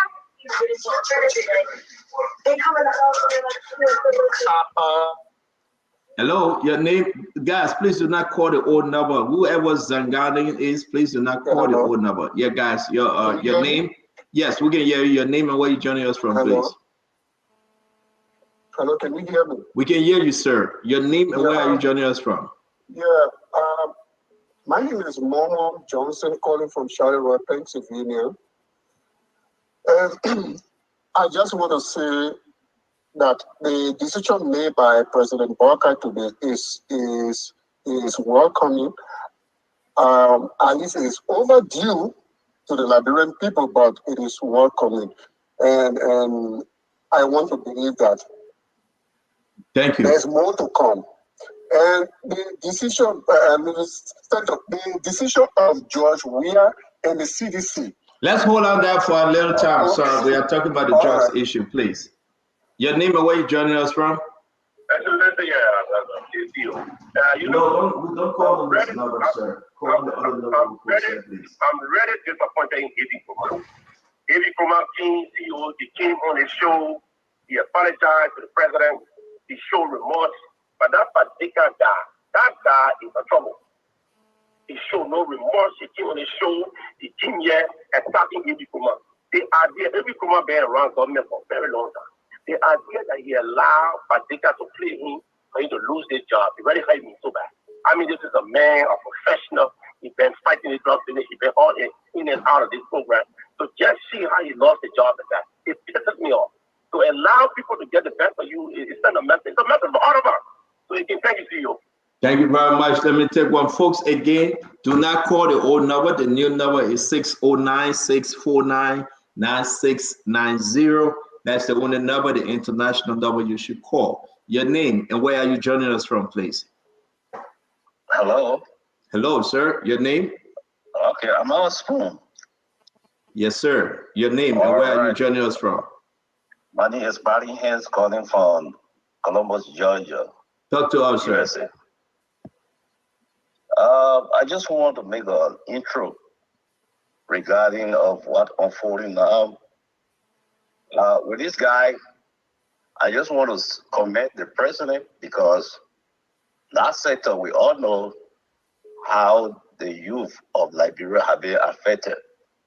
And those guys who was in charge, more especially Ebi Kuma, have a good record when it comes to security-wise. But the way they behave among themselves, I think it was unprofessional, and it was a disgrace to the government and the entire Liberia.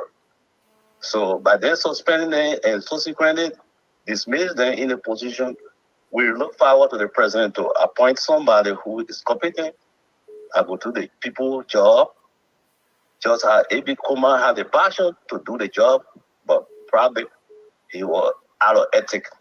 Thank you. So the president have appointed Anthony Swart to be the director in charge, Anthony Swart. Thank you for calling in. Your name and where you joining us from?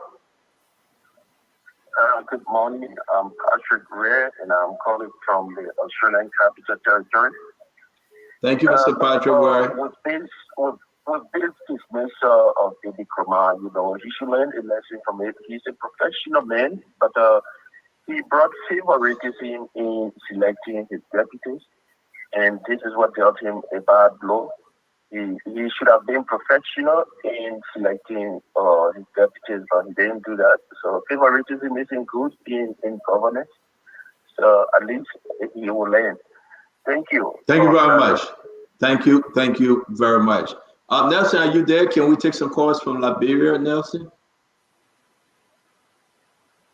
Sir, 0555-101075 is the number. You want to come up? Thank you. Put the number up. Let's take some calls from Liberia. Okay, so let me take the first person while I'm putting that number up. Hello, you're live. Your name and where you calling from? I'm Walter Blambo. I joined the conversation from Carwell. Okay, Walter Blambo, go ahead. Let's hear you. Yeah, thank you. Let me commend the president for the bold step taken, because I can recall in 2023 when we were in the rain and the sun, fighting to elect Ambassador Bouaka. One of the reasons for which we stood in the rain was to get against Jos.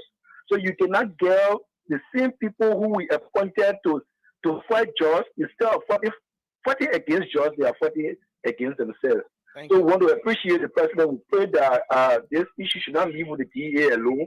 They should cut across all government ministry and agency to go against people who are not in the interest of the Liberian people, but in their own interest. We want to say also to President Joseph Dima Bouaka for the bold step taken. Thank you very much for your input. Hello? Hello? Hello? Yeah, go ahead quickly. You're live. Yeah, nothing. Yes, you are live on the show. Let's hear you. Yeah, nothing. That the little with the stomach problem I came to you last time. I was saying I've been coming over there, but when I can't security, can't let me to reach you. So I really want a water spoon here me today with that. Nelson, let's talk about that later, please. Okay, so yeah, you can talk about that off air. All right. Yes. Hello. Hello. Yes, you are live on the show. Let's hear you. Okay, this is Uncle Canon. I'm speaking from Fiamma to be specific with you. Okay, go ahead. Yeah, it's welcoming what the president did is okay. It be then the fold of power.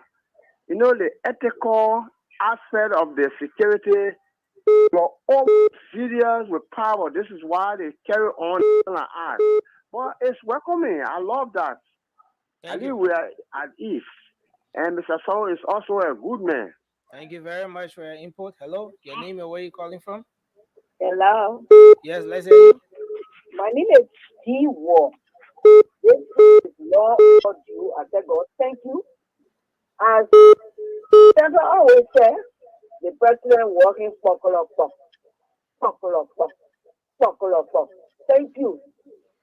Thank you. Working for pop. It seems to be all right. Thank you. Have a blessing.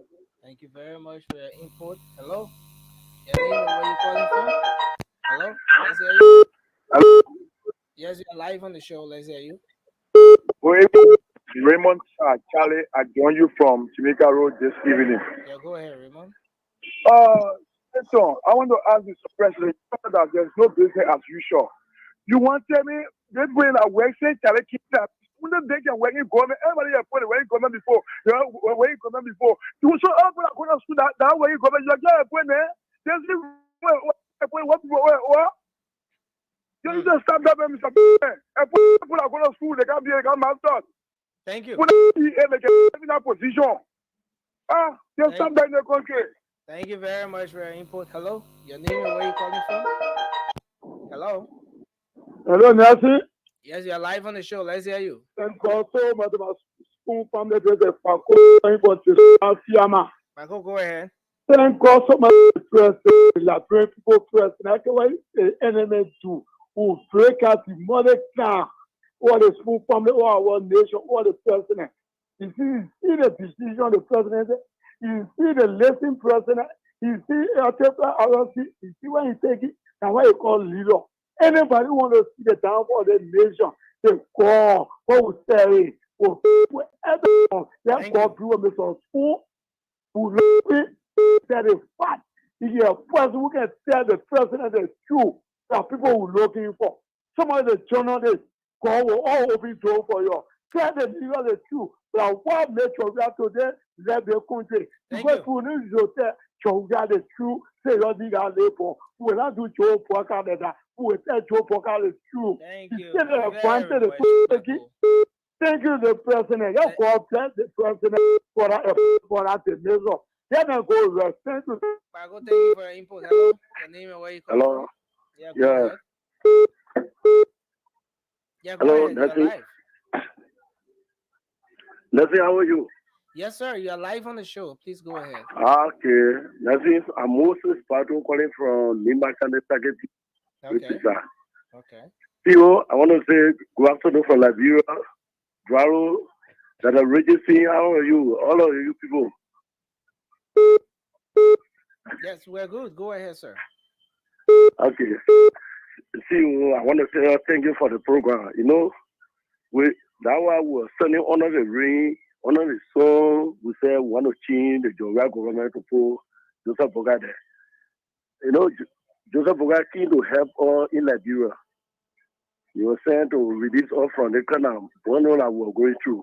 So we want to say thank you for what he did for us today. Thank you. Thank you very much for your input. Hello.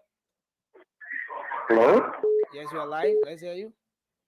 Yeah, I'm ex-Marty Jimmy from Compound 3 from Paso. Yeah, go ahead. First of all, I would like to thank the President very much for the decision that he took. We weren't expecting him to put the DA boss back, but you know the reason why he putting him out of the job. So I think they will make up a fair. When you are doing anything, that will be a fair because the type of people we will not take no action. So we thank him very much. We pray that you continue. Anyone go out of the way, want to do things to destroy the country, we ask him to take action against that person. Thank you for your input. Hello. Hello. Yeah, hello, Nelson. How you doing? Yes, sir. You're live on the show. Let's hear you.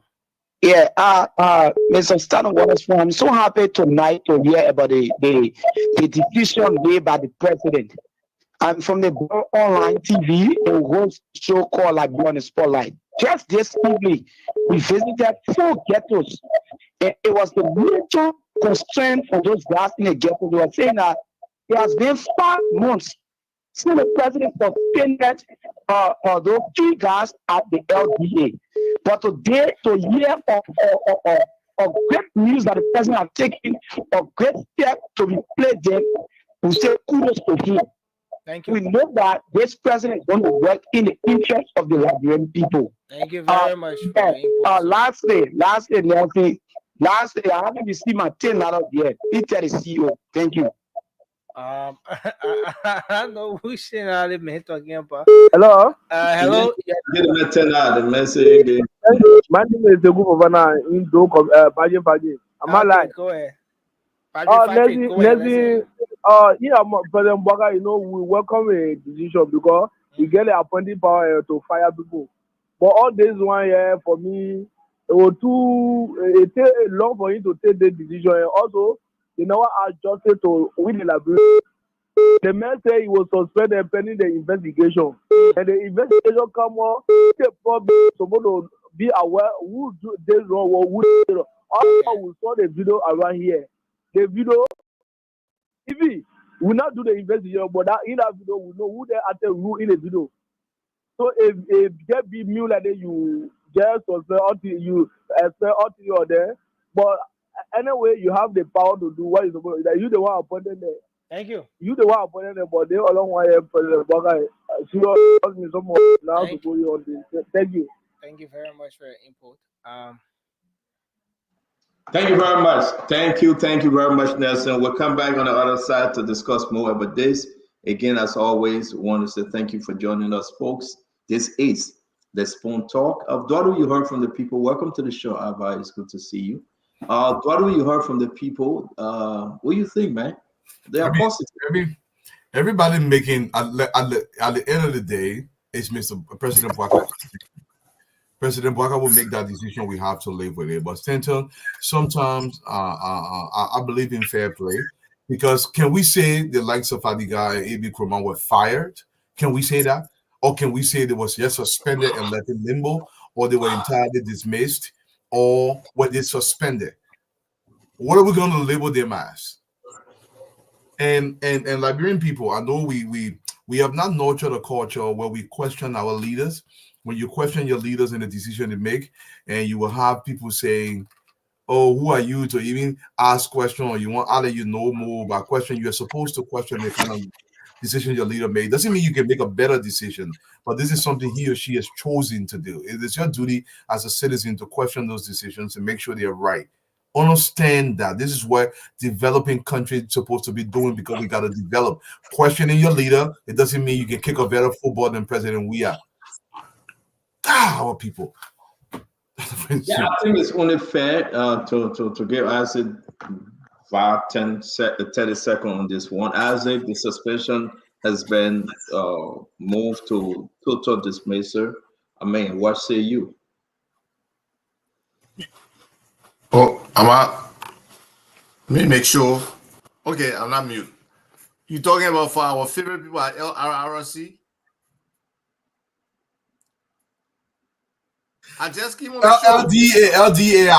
LDA. Well, we predicted that thing. I was saying the people are not coming back. We thought the officer in charge was going to take over, but he resigned soon. So we got to find a new president.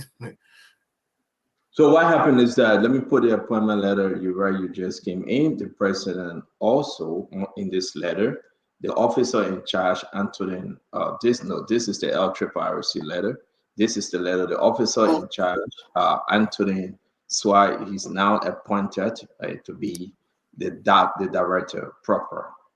So that is not an officer in charge now. He have been appointed, and they have relieved A.B. Kroman, Hassan Fadiga, and Bauko immediately. They are no longer on a suspension. So I mean, what say you? We heard from the people; they are very, very positive with the decision. Again, I don't know the guy, but I think I'm positive too. Just that we have put that whole issue behind us. Now we got to see what this guy's plans are for this whole LDA. This is a critical ministry, especially with the level of drugs in our country and the drug bust we saw. Even when we have, they didn't have full potential, but we saw how much they were getting under the drug bust. So if they could be ramped up to the right level, I'm sure there will be, better output. If this guy is clean and he's committed to the cause and the mandate of the LDA, that's very important. So hopefully they did some good vetting. This is a guy who has a positive record, got experience, and can handle this position, because a lot of people will be coming at him. And there's a lot of bad apples already in the DEA. We know that. So how he cleans it out and how he able to perform will be how we assess him and measure his performance. Thank you very much, Ava. It's good to hear you on this one. Again, the next on this case, we want to say, if anybody got anything to say before I go to the LRRC, are we good with the LDA? We'll just wait to see what Antonin Swag going to do. As a matter of fact, we'll reach out to him to hear him. He been an old school on the block. Let's see what he bringing this time around. People from the Madam Salif government, Mr. Duarte, I always say, Madam Salif have a lot of resources. So the champion, that cause that we did extremely well, though the government messed up. Joseph Boakai looking for those resources. He praying that he come back. And so if you get a job and you're over there, you got to do better. You got to get out, like Conor Gray was saying. You got to go look for it. Madame Celine, they were bringing it to her. Look at Augustine Baye Gafwan. It's sugar honey iced tea on him. It's not easy. The man said looking for $40 million to pay 7-7. Madame Celine, it was coming. It was coming. It was coming. So Augustine Baye Gafwan came up and said, hey, no. I reminded them. That's not the Madame Celine Augustine Baye Gafwan coming. And the same thing with the LDA. So you just can't sit down and try to go to Newtown and burn down ghettos. No. You got to go look for it. You got to have some responsible guys. So we'll talk to Anthony Swart. We'll try to bring him on. And then you just tell the Liberian people the new vision he got. And, you know, and that's not the old Anthony Swart. It should be the new Anthony Swart. So let's move on to LRRC. Mr. Duadu, the letter came up today also. LRRC. They got the new people officer in charge. Talk to us, Mr. Duadu. Let's see this. Well, the president is operating right now, all cylinders. Let's see if it continues. Presidential, for immediate release, President Boakai appoints LRRC interim leadership Friday, November 1st, 2024. Executive Mansion, Monrovia. President Joseph Yuma Boakai Sr. has appointed Mr. Jackson J. Pay as officer in charge and Mr. Joseph Boyer Cooper as interim deputy director for operations of the Liberian Refugee Repatriation and Resettlement Commission, LRRC, effective immediately. The newly appointed interim leadership is entrusted with managing the operations of the Liberian Refugee Repatriation and Resettlement Commission during the transitional period. Their mandate includes ensuring the institution's stability and functionality, addressing the needs of refugees and repatriated individuals, and maintaining the Commission's critical services to the public. Additionally, the interim leadership is expected to work closely with the Liberian Anti-Corruption Commission to support its investigation into recent administrative matters. President Boakai emphasized that this interim leadership must exemplify the highest standards of ethical conduct, reflecting the government's dedication to restoring public trust and fostering a culture of integrity across the public institution.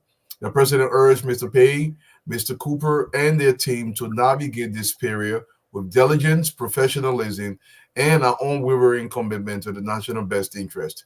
President Boakai calls on all appointed officials to uphold diligence, commitment, integrity, professionalism, and loyalty in their service to the country. Signed, Kula Bona Nyan Fufana, Presidential Press Secretary. Thank you very much, Mr. Duadu. There you have it. So Joseph, how you call him? He gone, Woolsey, Patrick Woolsey, and the rest of them. The president bringing in a new team. You know, if President Boakai suspend you, you're not coming back. I don't know who actually. That's what folks are learning. You know, you can't come back when you're suspended. But let's hear you, Dr. Richard, say you saw the letter. We have Bob Cooper on our show. He's from District Number 8. He's the one that actually helped Prince from District Number 8 to win that election. He fought for him. And again, he came on Spoon Talk, he spoke. He will be the deputy over there. But here we are, new leadership. President Boakai moving. Buckle up. Well, President Boakai is moving more than how you describe it, buckle up. He's moving in the right direction in the interest of the Liberian people. 2 dismissals in the past 24 hours, if I can say that correctly. This is exactly what we expect of Mr. President Boakai. We expect him to be checking in and making sure that people who are stealing from the Liberian people, like LRRC really hurt me. It was evil, okay, what the boss did. He was bringing in people who were trying to reestablish their life, reinvent their life in Liberia. And these refugees from Ghana were coming in, and he was taking those people's money, broad daylight stealing. We were on this channel, on this radio station, calling these people who they gave fictitious phone numbers to, fake phone numbers. didn't add up. So that was very, very evil. And I think Glennie used the word wicked yesterday, that he could do this. So I'm glad he gone. I hope that he learns a lesson. And Dwalu said yesterday, I wanted to amplify this, not just dismissal or fire them, put them in handcuffs. Let's see their mugshots. Let it be known in the different newspapers and on the different stations, so that the next person who hired them or who attempt to hire them will know the kind of caliber or the kind of character they're getting into the agency. So that's what we need to do. Thank you. Thank you very much, Dr. Richardson. Sis Glennie, I mean, what do you make of this? I wish you would have fired them. This is something that requires an immediate investigation and terminate them if they're found guilty. Because what this says is, and this is not just something out of the ordinary, this is you saying to your citizenry, come back home, I will take care of you. And then for them to publicly do what they did to those people and take away their funds to be able to give them at least some form of feeling at home. They took their funds away, they use it for their own to benefit themselves. This one is more than interim, but like the trend that President Boyka is on now. When they suspend each other, go somewhere else because the time finished. So then the three people here find something else to do because you're not coming back over there. Because if they have the time now to investigate all that Mr. Jackson said here, they're already guilty. Because right here, we call some of the people here, the people don't even know about the whole scam. Some people they say, I've been having the number, they just give people numbers out. I mean, it's fraudulent.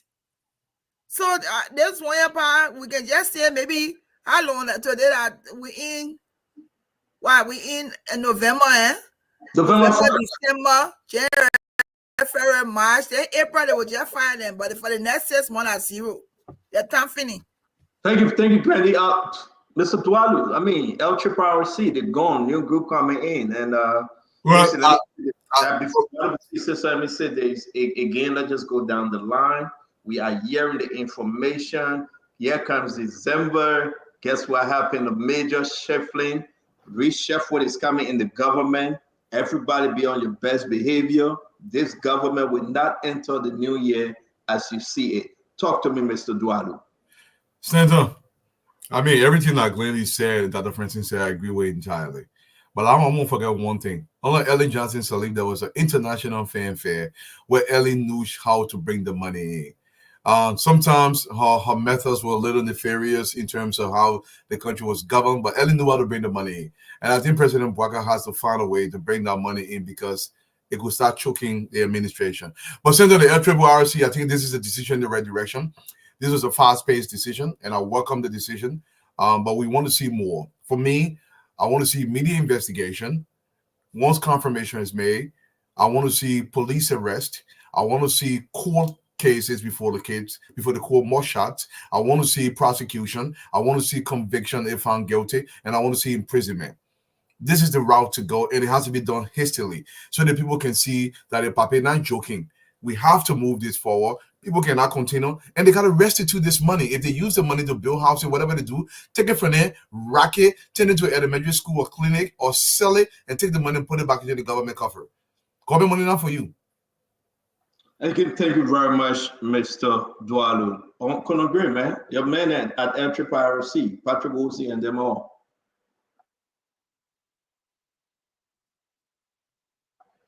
Are you with us? Let me bring Isaac back. Are you with us, Isaac? I mean, can I agree? Yeah, straight to Isaac. Let me take care of something quick. Okay, Avad, LRRC, man, probably let them go. Bring in new folks. Talk to me. Well, if suspension is the new case of death, I would take it, right?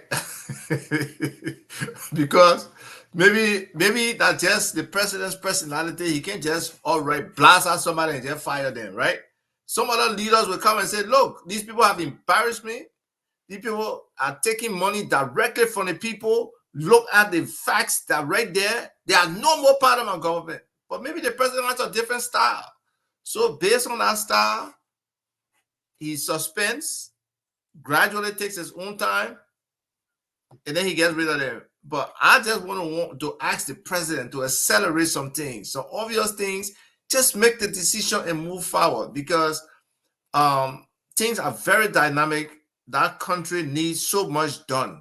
So if he start to demonstrate some level of decisiveness in some of these things, look, president can make mistake.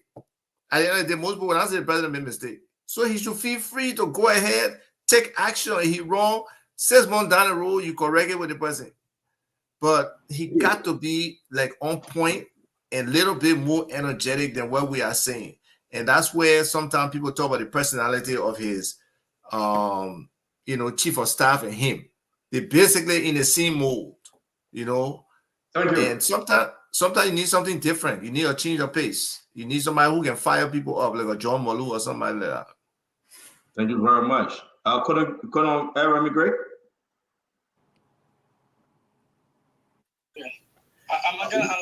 All right, my brother. I was saying, Stanton. I am extremely, moved by the decision to change the leadership of that organization. One of the individuals there, Boy Cooper, very brilliant man, young man, and I think he has an MPH, Master of Public Health. So that's his area. He has a passion for that field. But it goes beyond that. I'm looking at the degree of honesty by some of the individuals who serve in government capacity. You must be able to take the resources of people who are already disadvantaged in life very seriously. You can't, that's not government corridor, especially those kinds of areas, social service corridor, are not the kind of area you want to go and get rich. If you want to get rich, stay away from government. I always tell folks. Because when you go there, the temptation will be so heavy. And from what I saw from the last group, they were finding ways to put most of the resources in their pocket at the disadvantage, at the BS of those who are supposed to get it. I mean, how you look at somebody with nothing, pretty much have lost everything, have lived in exile for all these years, coming back home, and you look, there's no wickedness closer to that. You understand? And you just take their money and look at them and give them peanuts. I think we're supposed to be releasing resources through some ways that you can trace how much each person gets. Those guys went to work and step on that method and start counting money to give to people. You don't do that. So I hope this is one of those cases that I'm going to be following, because this guy should serve time if they're found guilty. It's so that you can send a big caveat to anybody replacing them. It's not just sending them for investigation and then let them go. But do you know how many lives they have compromised since they serve in that corridor? Let me add something. Thank you, Colonel Gray. Thank you Taylor, very much. can I add something to this? Yes, please.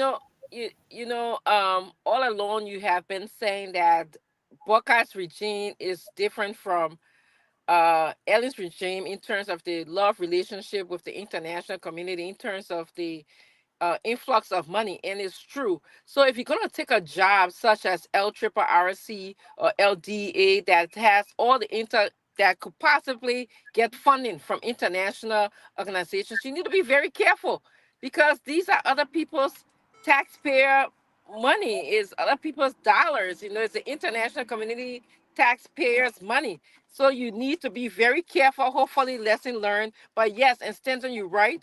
It makes sense why we need to, I guess, to some extent, not for him to go every month now, that Boca is making a lot of outreach to the international community.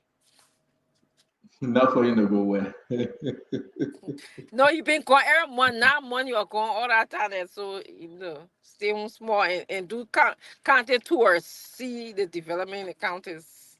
Yeah, President Banga will stay on for a little while because it is important that he go through all these many suspensions and allegations. He reviewing them though. All these documents in front of the president. I will tell you the LTA is in front of the president. The president will take action. The president reviewing LTA. People say, but why about LTA? Why about double jala? Listen, it's a new day in the country, Eduardo. It's not like those days that Facebook wasn't that active, Abba. Stenton, you really look happy though. You really look happy. So I can believe you small that there's a new day. You really look happy. You smiling, you shining. Maybe I'm shining because I come from playing some basketball. But I'm happy. You're right. You can see it in me. Leave me alone, but I play basketball, but leave me alone. I'm trying to figure out what I should say, whether football or basketball. Yeah, basketball, they can't come back. I knew that story that was fly. I just knew that answer was not correct. My son brought a friend, they playing basketball, so I tried to figure out whether basketball or football or something, so that basketball I would take. But anyway, I would say this to you, right? Abba, you're right. This is why we need them. We really need Joseph Barker to do this. Abba, it's been a long time. We are not perfect, man, but if you don't want to be in government, don't beg for the job. The government is not there to make you rich. And you know, the next time I'm taking to Joseph Barker, you cannot have a minister just stay now waiting for government to get out ministry money. But you know what I mean? Be innovative. Go out and hustle. That's what we say all the time. We should have people come in the country and say, oh yeah, this man bring investor $100 million through this ministry. But everybody now is going to be like summer 12 time. Gafan, what is allocated in the budget for me? Gafan, can you call 50% of that and give it to me? Gafan, I will base it. No. It's not the work of just this time in life, in the entire world. You got to go and hustle. You can sit on your something what and tell us, say, Gafan will bring you money. No. And that's why it's so important. If some people can travel to go look for it, don't hire them. Get them out. I mean, you use your other DSA, and even those that travel to look for it, they shouldn't increase the price like the yellow machine. Instead of 20 million, they say 84 million. Don't increase the price. So we are fighting a political war here, and all that Liberians should understand. A minister getting an air-conditioned car, security open the gate, security go buy him lunch, security put gas in the car, he go to a girlfriend place, security stand outside watching, whether the girlfriend brother coming, or whether the girlfriend boyfriend coming, then he there, he do a little thing, he get dressed, then he leave, then he say, Chief, you get your cell phone? Yeah, you got my 2 cell phone? Yeah, anybody around? No, Chief, come outside now, come outside quickly, they post it clear. What kind of nonsense is that? I'm talking from experience. Huh? Got some experience in that vein. I've been working government, brother. You can't catch me on the wall. You can't catch me on the wall. I never work in government. But at the end of the day, see them to Calabash, see them to Mameresha, see them to Mary Dumbo, see them to Abababa, all kind of places you find them drinking heavily. And they will take lies to Joseph Barker. So we are the watchdog. And I can say everybody. Every information I share on the show, I share with the president and the vice president. I can say this to everybody. That's why if I go Liberia, I gotta look around. I really gotta look around. Because it is bad if we cannot help President Barker. So I'm happy. Abba, you're right. I'm pleased that he's doing that, which is, you know what? You know what people start saying? That Abdullah Kamara, that my uncle, he can't touch me. Yeah. The Patrick Woolsey, you know how I got here. Nobody can fire me. I mean, Moda, oh yeah, I was the party chairman. I cannot be fired. Roland Guinness saying the same thing. People from LRRC saying the same thing. I don't want to name names, but we're getting there. This government, as it is, Mr. Duadu, will not enter 2025 the same. Talk to me. I appreciate, but Senator, you mentioned something, and I'll say buttress that, but I want to stress that a little bit more. Literally, almost every agency, from fishery to city hall to these major agencies, they get money outside there. The problem here is you know how to go get that money. Or are you bringing on board the proper people to facilitate your efforts if you are the DM of that organization to go out there and get the money? The monies are out there. City collaborations, major cities around the world. Go and find that money. If you do that, you're going to help the government heavily. But it goes back to Honorable Boykai. Are you bringing on board the people with the kind of brain cells or the caliber to say, you know what, wrong? Yes, a plan on how I can move the entity from square 0 to square 1. And hopefully the next person after me can move it to square 2. They have to give you that plan. But sometimes you're right. You can't be sitting down waiting for that small budget to come to play inside. You got to increase your budget by reaching out. Like the friend saying. You're so right. As Stanton was talking, I'm thinking about a agency as, maybe we can say, not as productive as even the police department. They make money by ticketing people. It may not come directly to them. It goes into another budget, but they contribute to that budget. So like you said, agencies can contribute within Liberia. They can get money within Liberia, and also be able to go out and solicit other sisters countries, other sister cities to bring money into the country. A lot of people out there want to see the world with better scholarly students. So they are giving Ministry of Education money. They want to see organic farming, good food. They want to alleviate hunger. So if you make a pitch and you present yourself that way, that you are helping yourself, you're not just putting your hand out there and say, give me all the time, we could change Liberia. We could move our country from where it is. That's what I'm trying to say. Thank you very much, Dr. Richardson. The issue about begging and waiting for one group to just give, they'll wait for the budget. What line? A line out there in the budget, Glendy. The line out there in the budget. Oh, you put 100 million, 200,000 there for me. Oh, but can I have 50,000? My people, they ain't get they want. Then they go to they want. Then listen, every ministry, every entity in that country supposed to be bringing in money. Domestically, internationally, they're supposed to be bringing in money. Good money. Seriously. Name one ministry you think not supposed to bring money, not supposed to generate that money. There's only the SOE that lie. Because you are a lazy minister. Because you are a lazy minister. Then name one. Commerce bringing money. But they are not contributing fully. Information can bring money. Tourism. You know how much money we get in that area? Lands and mines. Bringing money. Let's name them. Agriculture. Dr. Luther supposed to be bringing a huge amount of money. Fishery. They got to be bringing in money. Can we go down the line? Let's name them. And people will just sit down and Chief, how much we get in the budget now, Eduardo? They go 150 or but let's take 50,000 real quick because we need operation costs. I mean, that's a disgrace. This new world we living in, we got surplus of money over there. The people don't know what to do with it. Just go hustle. Mr. President, I came to meet you today. It is clear, it is written. All we need you to do, go sign that paper. Yes, the plan. Reveal it with your team. Call your people together. $250 million waiting for Liberia. Where? Agriculture. What are they going to do? We're going to go to Zwedru. We're going to go to Lofa. We're going to go to Nima. This is what they're going to do. Yes, the vision, Mr. President. The president said, okay, let me call the team. Reveal the document. The president will look at you and say, damn, I make a good selection here. The president will celebrate you.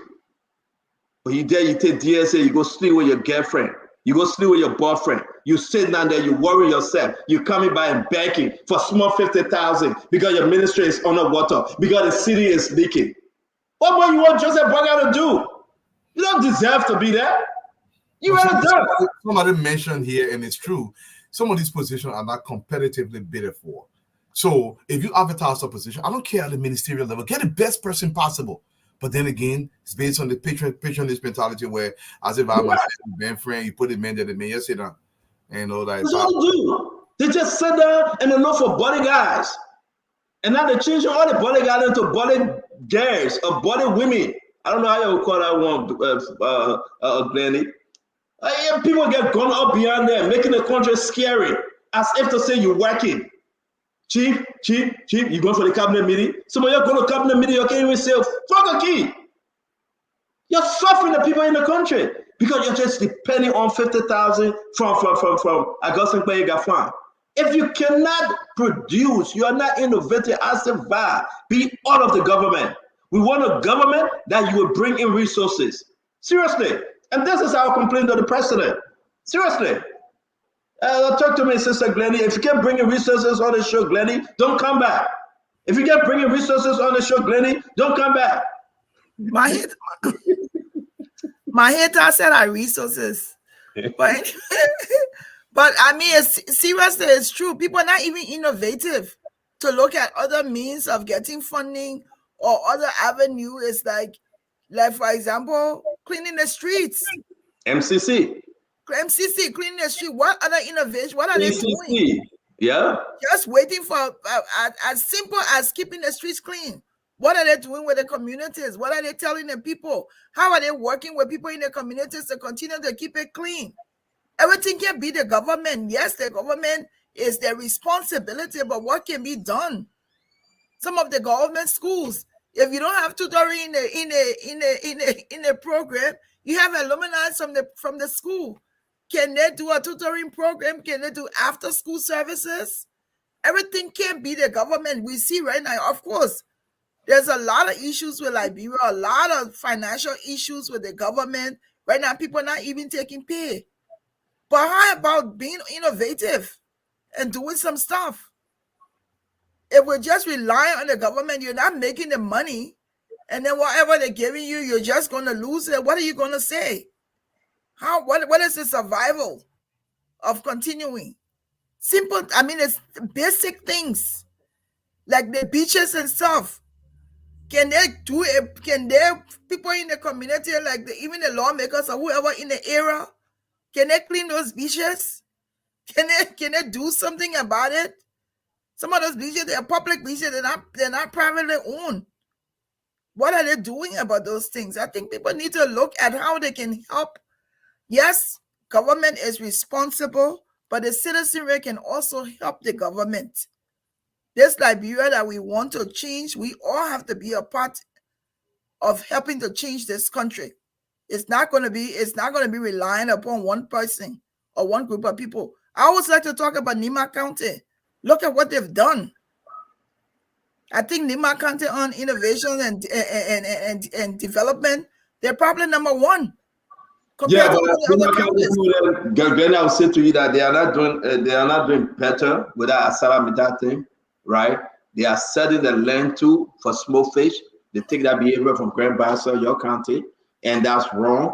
The county will get plenty of money. But they're still doing stuff. You cannot sit down there, they give you 3 million, you be happy. That's your resources. Why would you take 3 million from Asalamita? And you that's get a lot. I mean, you know how much money the people carry all of that place every month? That you're gonna get 3 million a whole year? I mean, that's a disgrace to Musability. That's a disgrace to Prince Johnson that been there since Charlie Quintan. That's a disgrace to those senators and lawmakers. They are robbing their own people. Mm-hmm. They get small money, and we got to deal with that. Prince Johnson, what's wrong with him? For Prince Johnson to go and preach in the church and say, yeah, hey, people die in Limba. You know how much poverty in Limba? No, man. Majority are Salamita operation from Limba. How can they sit there and Musability taking money from a pocket to build a bridge? What about the county resources? I mean, tell one way, he just got that, but he should do better.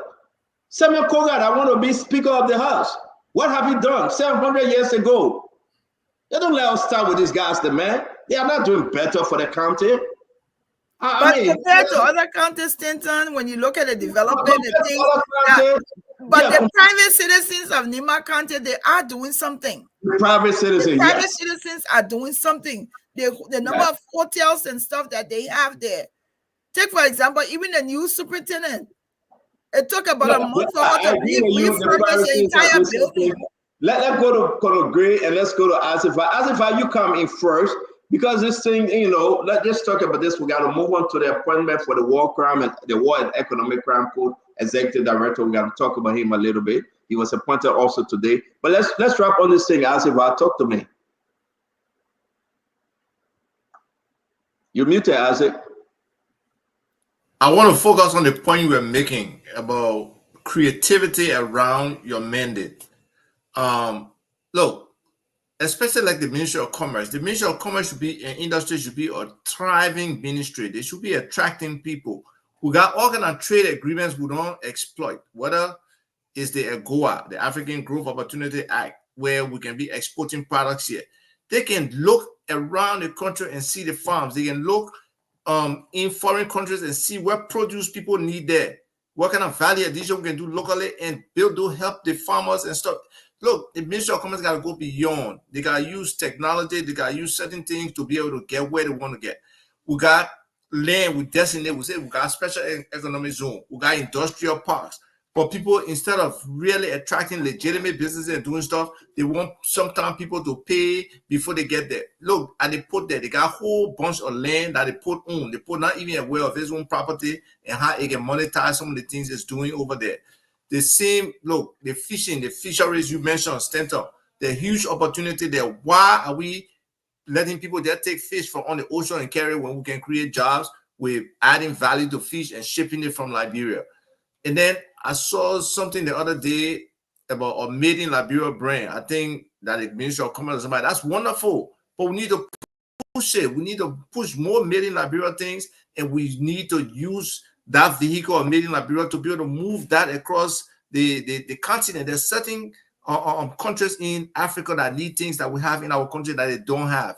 Whether it's the people who need food or whether the people who need some minerals or stuff, we got to find a way to expand our trade in Africa because we got a free continental trade agreement right now. The whole area, you don't have to pay to go and trade different places. So we gotta use some of those things. Our whole industry, in terms of the young people who are into the arts, they don't really have intellectual property ownership.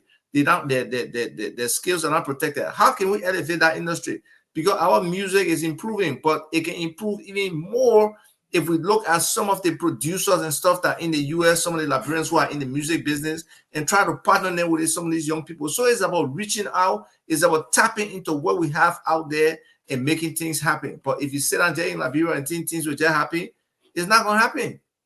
So, we got so much potential, but we're not using it. And like you say, the ministers or the deputies, they got to find a way to hustle. Nobody's saying we go see money or keep begging. But look at what your mandate is and try to expand how you can promote. Look at the Liberianization policy.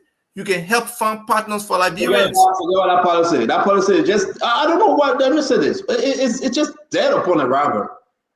It's not. No, the economic zone thing also, if you want to learn with that with your liberalization policy, it's there because they came out with. You know what we're hearing from that thing? The free economic zone. You want me to go there? Yeah. You want me to go there? That's the place Joseph Boga about to look again. Massive corruption are taking over the place. That thing that launched by Mandela Cooper and the rest of them. I'm serious. I was saying some information.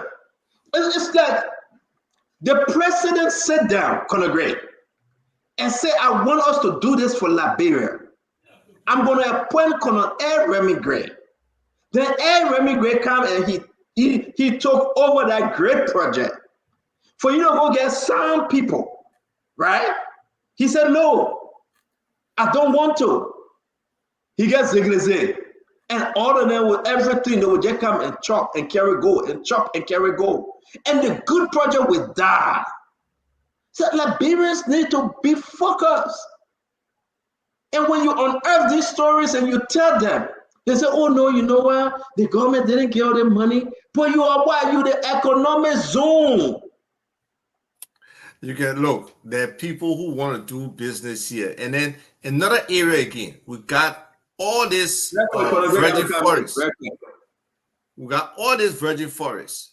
We can get carbon credits. We can focus on renewable energy. Yeah, so you don't talk about forest, start talking about forest. Leave the forest thing in our chat. Oh man, and we're talking about natural resources in the chat room today. So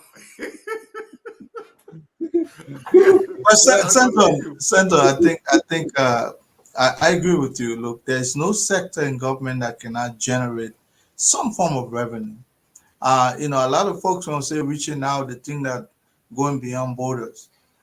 Sometimes, you know, it supersedes that. Within, look, the Ministry of Defense, you would think that it was only created to fight war, prosecute international national war. But creatively, someone came up with the engineering battalion that were fixing roads. So instead of spending all of these millions of dollars to Chico, is that Chico? The armed forces of Liberia took over some of those initiatives, that money. And they were even putting some public housing that the armed forces of Liberia used to construct back in the days. You understand? That's revenue generation. We had an agriculture battalion that were literally sponsoring the feeding of Liberia. That's resources. You know, look beyond and above this national budget. We'll only get 2,000 in the budget. You understand? You will not function with government appropriation alone. You have to find, look, even the Ministry of Labor, it was just about checking on certain things before somebody, I think it was Tom Owoyi, may so rest in peace, or Dr.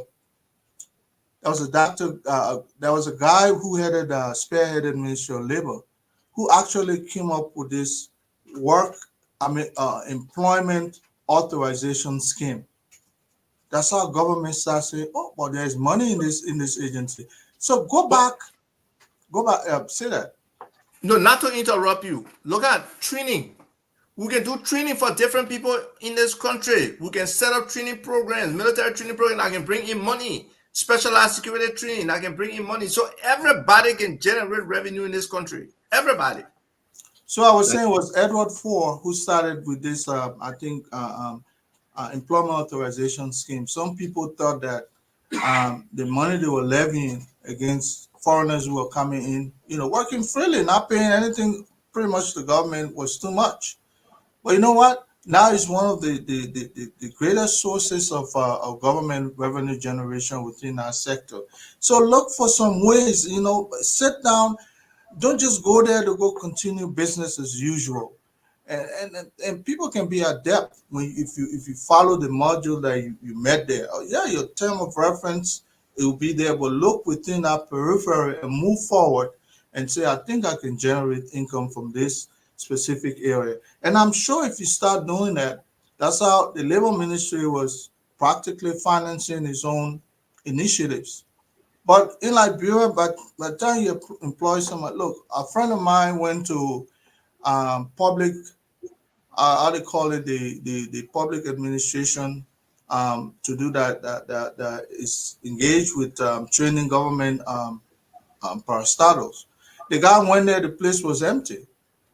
But he started muzzling things up, finding practical ways until today that sector, there's nothing called training that goes on in government that will not go through that agency. So, you know, I agree with you, Stanton. Find some creative way, leave this issue about, and I think that agency, they only had less than $1 million as within the national budget.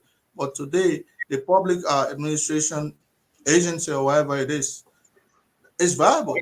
Thank you very much, my brother Conor Gray. It's very important for us to know that that Richardson is driving. That's why she's in the DAC. Some of you guys are calling.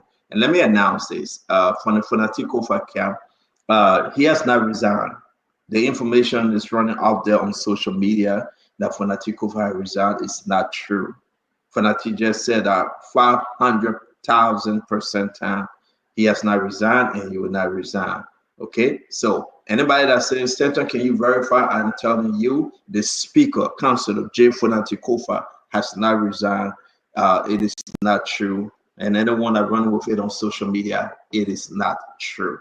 I'd like to play a song that we received from Kubasi, one of Liberia artists. Let me say this, we got to celebrate them. He says, Stanton, I want you to please do the nation this favor. I'm doing this because I have not released it yet, so it's not copyright. Listen, there's no copyright to this. He said, but allow the people to enjoy it. I will be making my first release in a very long time, but I want you to play this music for me. That's Kobashi. Let's listen to this song. It is not copyrighted. If he lied to me and Facebook punish me, I will punish him by the law. So, but I know he's telling me the truth. It's a nice song.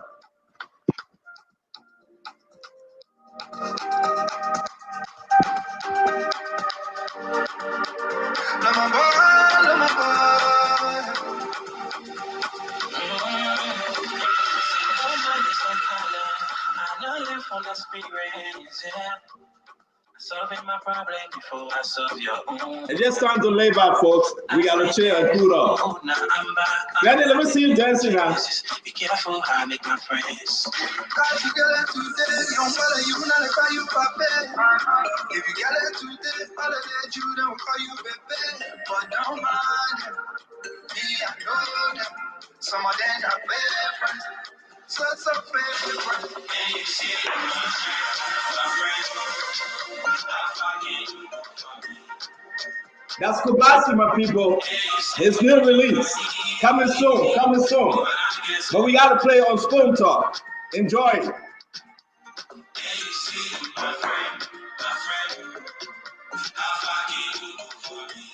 Aha.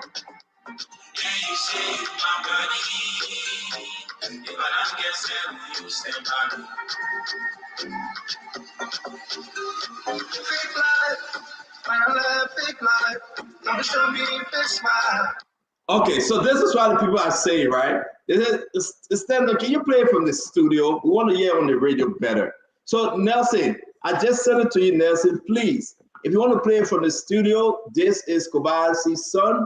Kobasi's son. Listen, sometimes we just got to celebrate. My brother Abba got it right. I'm celebrating because Joseph Boakai is emotion. We're emotion. I'm emotion, and I'm happy for what he's doing right now. Listen. If anything has happened, we will hold the president responsible, but I think he's on track this week. So again, we're going to be asking you questions starting Monday.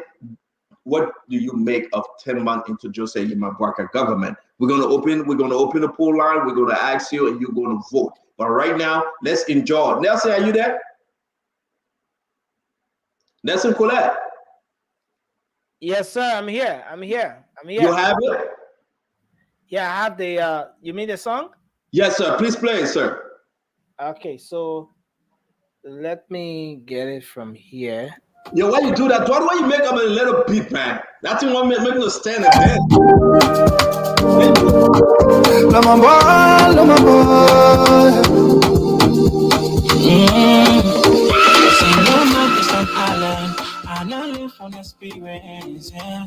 Give a bottle. I'm going to take a picture down, man. I post you dancing. I've been there before, now I'm back. I'm not taking no chances. Be careful how I make my friends. Cause you get it today, you don't want you not call you papi. So give a bottle. Today, all of that you never call you baby. Where's the bottle? Don't mind them. Me, I know them. Some of them are friends. Don't mind them. And you see my friend.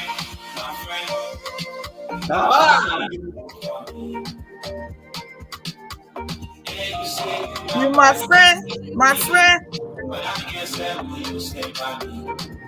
The data in the dark. LC gone.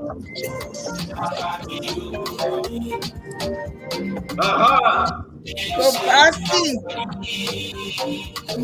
What's the radio on Spoon for the first time in the world? Kobasi. Fake life, I love fake life. Don't show me fake smile. But why don't you just get away, man? Fake smile. Don't show me your fake smile. That's what happened. So what you want to say? Do I listen to only one instrument? That's what happened. Oh, sorry.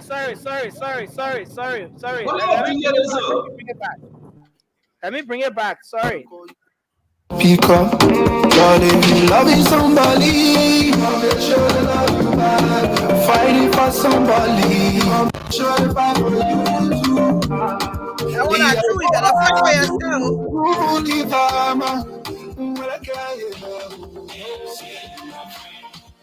And you say you my friend. Hey, man, what kind of deal is this? So you go up, you come down, keep the thing up. Okay? I'll stand it up for nothing. I'm the two chair dancer. You want me to stand up? We are chair dancers. Chair dancer. We are celebrating what has been done in our country by His Excellency Joseph Mabwaka. Great work of the Liberian people. Hey,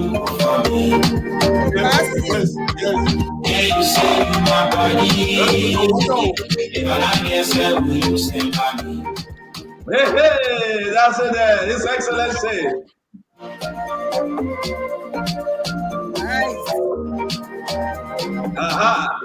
No, I want to get a job. Yeah, job I get damn with. One of me beat time. I want to get a judge. Judge get damn power.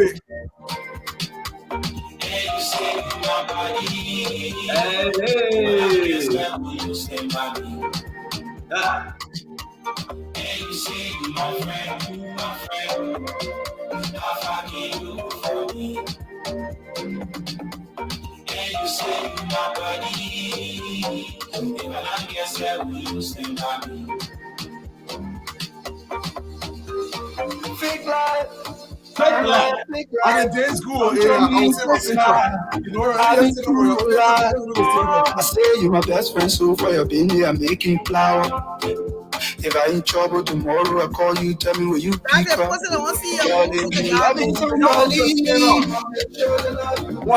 stand up when you're not like you? Ready? Listen, I want to see your moves. Yeah, go swallow. Go Swallow doing overtime for me. Swallow doing overtime. Swallow. Express.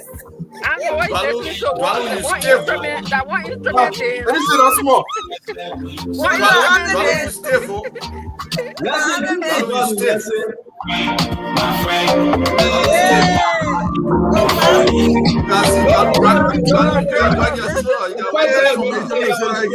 No copyright to this son.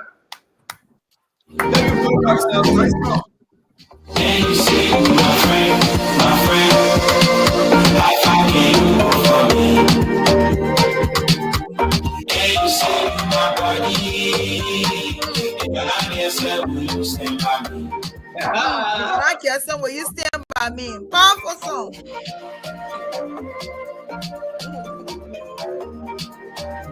The song will be officially released on the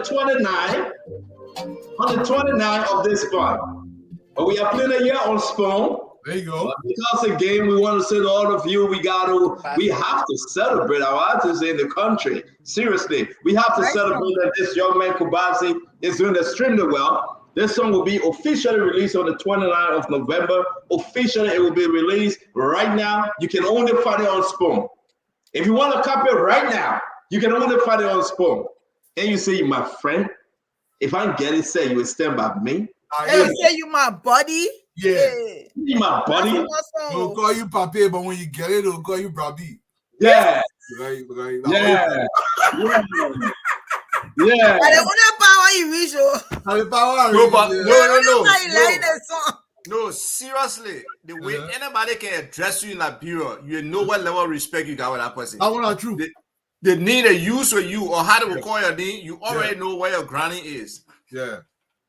So at the end of the day, I want to say a big shout out to Kubasi. We want to say thank you very much for what you recognize and Spoon. If you got your music, you want us to promote your music, come and join us. We'll do this for you and anyone in Liberia. We want to say a big shout out to Kubasi. And you say you're my friend. If I get it, you will stand by me. And you say you're my buddy. And you say you're my brabi. And you say you're everything. But once I go dry, you run away from me. You say we can do our own. You say we don't need him anymore.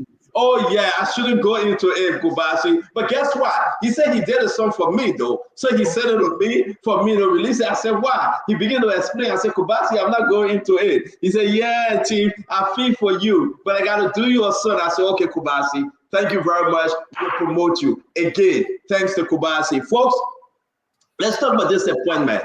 LRB to the word. LRB to the word. LRB all the way. LRB all the way. Let's talk about this appointment, and this is very unique at this time. The president also he appointed Councillor Badu. If anybody know him, listen, I got on a positive. Oh, Jala Babu?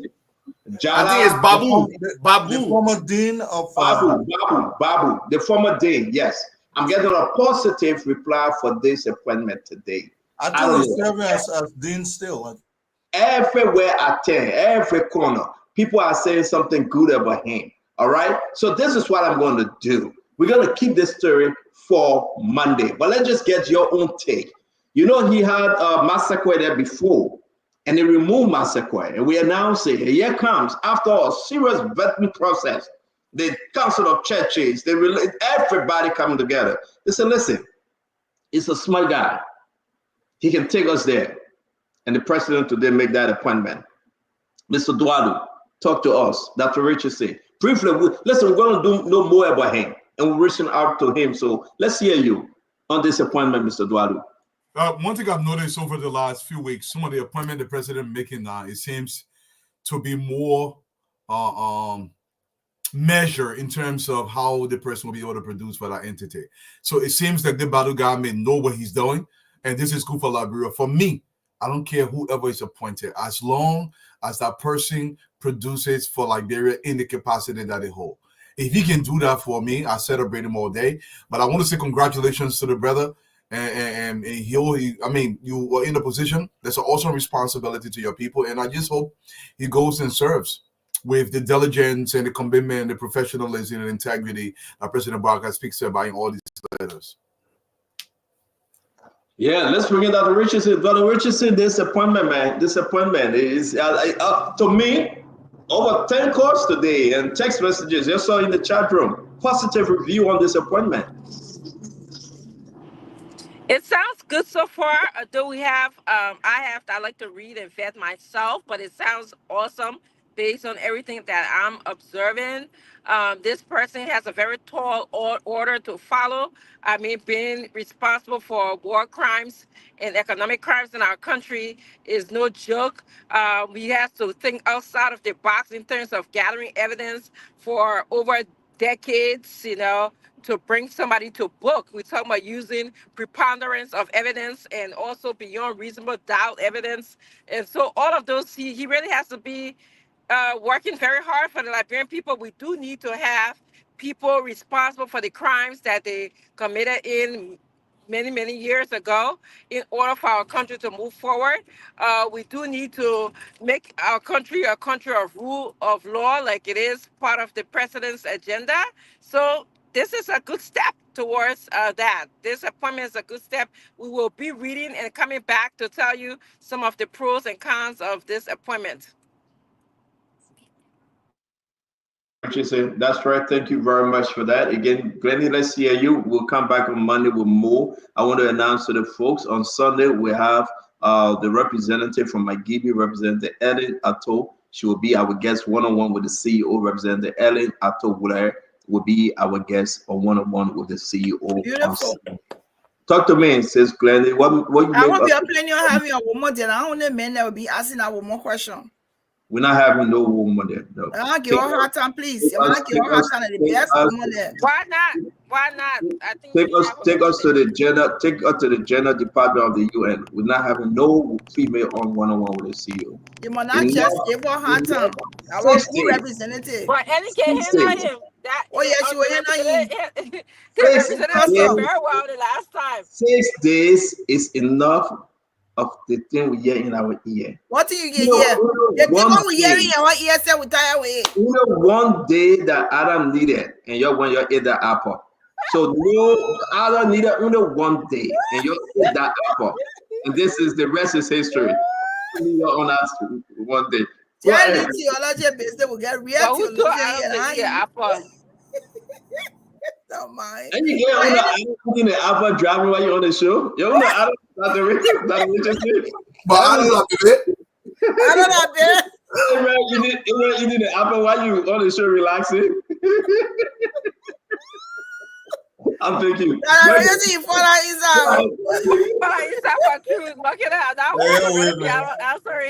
But anyway, you know there was something behind that apple. If Anna refused that apple, you know what will happen? That death.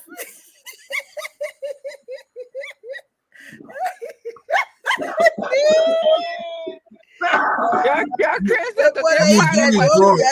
he mean well for us. But we'll Today stay here. Friday We for here. two. But So anyway, relax. about the counselor appointed, I think it's a. I don't want to prejudge any situation. We just heard the news. There will be more that will come out about the counselor. I think his record will speak for himself. So we're looking forward to seeing what Liberians have to say about this appointment. I think the previous appointment, there was a lot of controversy around it. So hopefully this one will be one that I know the counselor, so I know his records.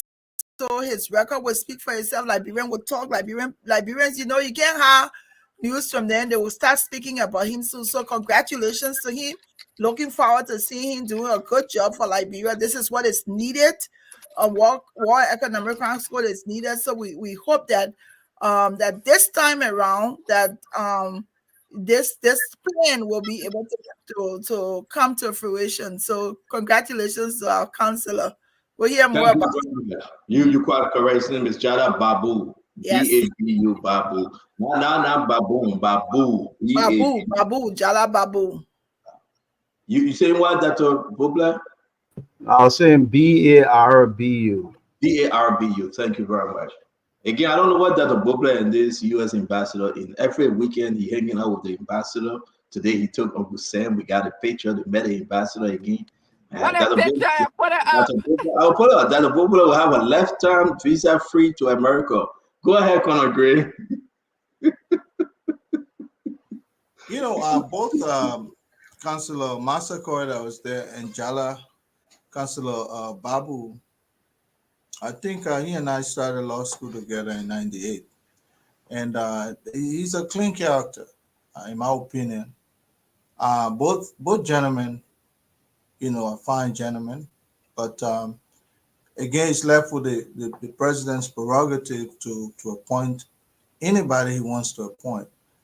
But I see this last wave of appointment. I must agree with previous speakers that we're seeing some solid appointments being made with reference to professionalism and character. And that's one of the things that was missing, that character aspect, where people come in because of their own affiliation to party or the individuals around the president. But I think the OMA is looking over every appointment now, in my opinion. And I would safely say probably this was the Joseph Boakai people felt was going to lead our country.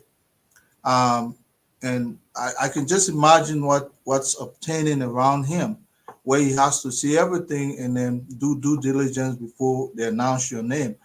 At first, it was just my friend in higher places, so therefore they helped me to get through.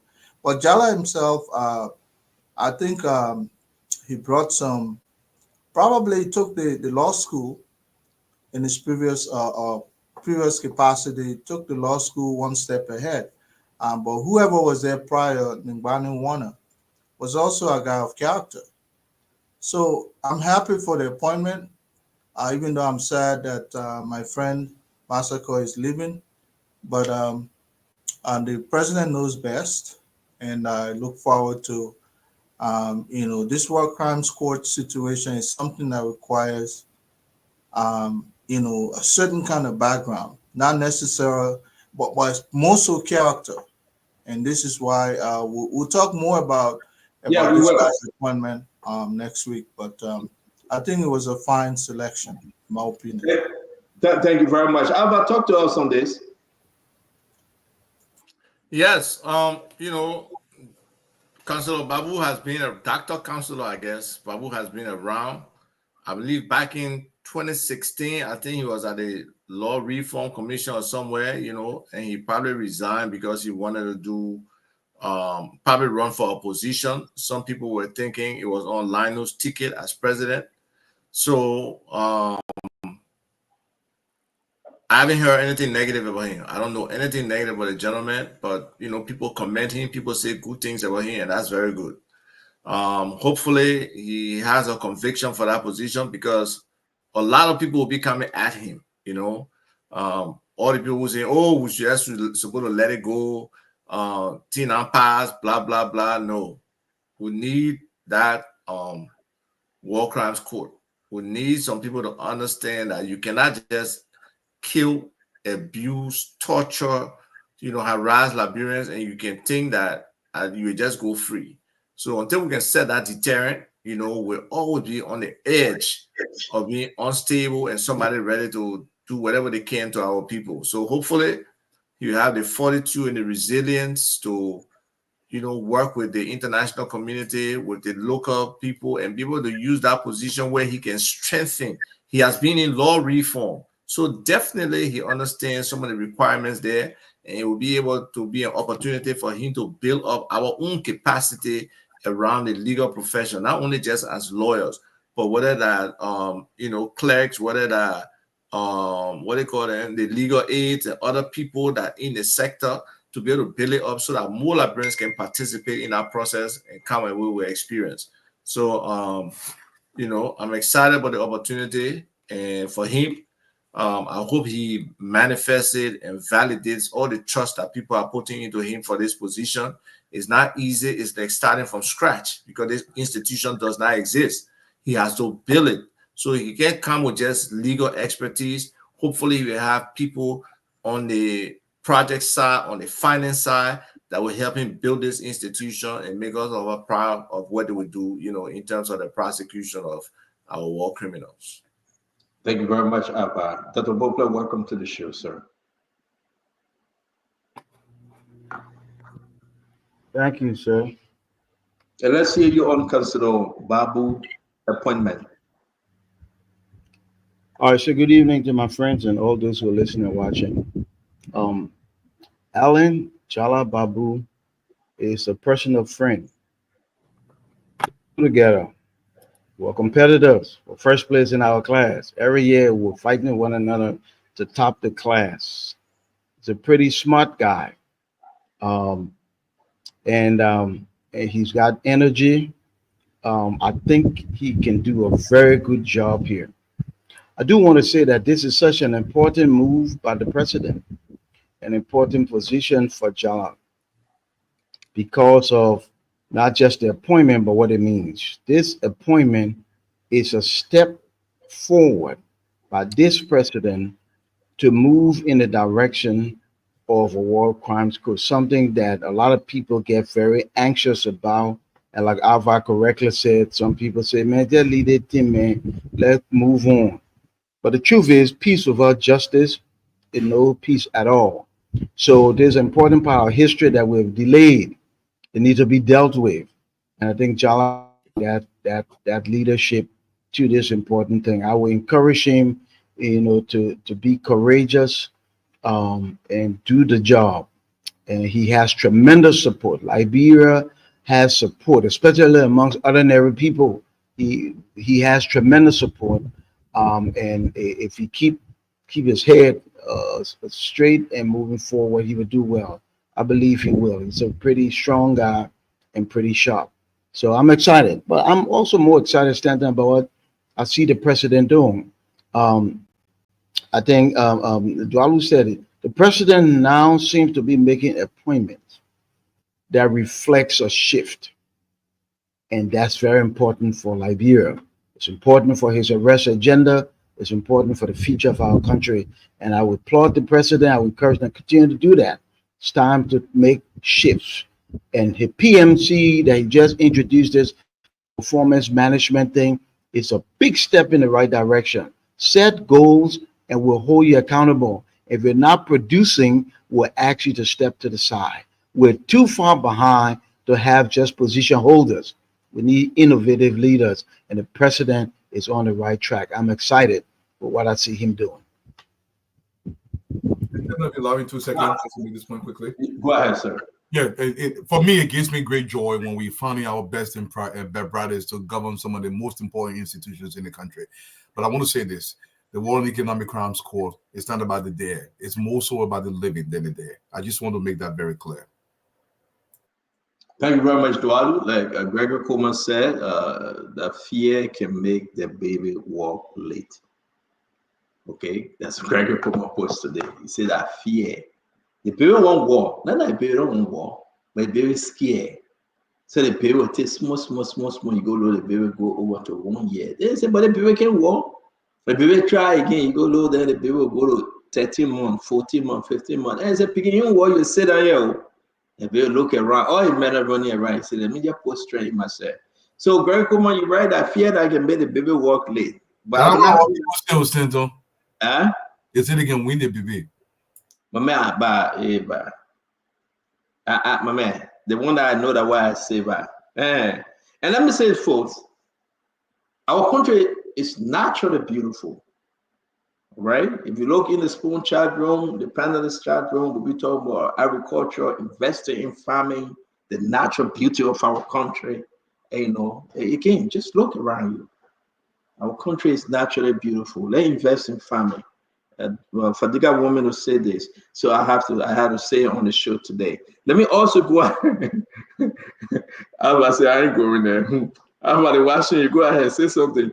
Let me go ahead. So Fadiga today, he received his diplomatic passport and he said I should share it. You know, I'm talking about Fadiga that was on the show, Don Hussein, not Hassan from LDA. So let's play this a little bit. I'm official. I get a Washington passport. So let me ask you now, the way the man follow his brother. Let's finish now. The man, the thing His I brother just follow him to France? Wait. Let's play the man video, but I beg you, but I just 12 seconds. The brother is happy. He wants to share it. He grateful, by the way. He said it's official. He get his diplomatic passport. He's going to France. He want us, everybody should know. And brother Fadiga, we celebrate you. I'm official. I get a Washington passport.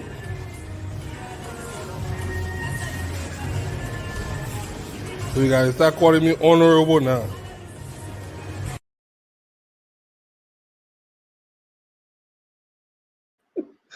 The message.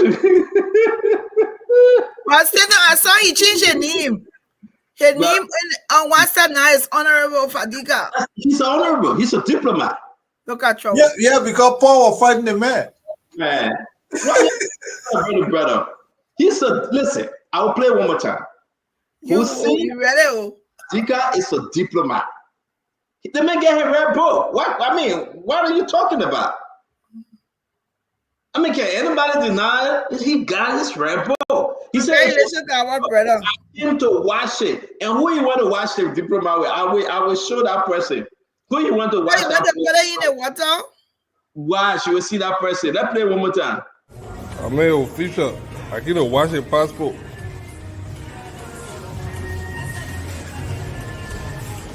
So you gotta start calling me honorable now.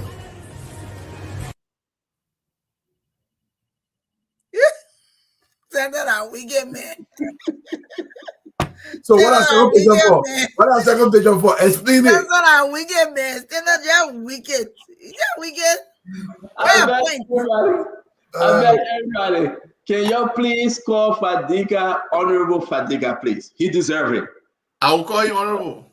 Yes. He got his red book. Congratulations to him.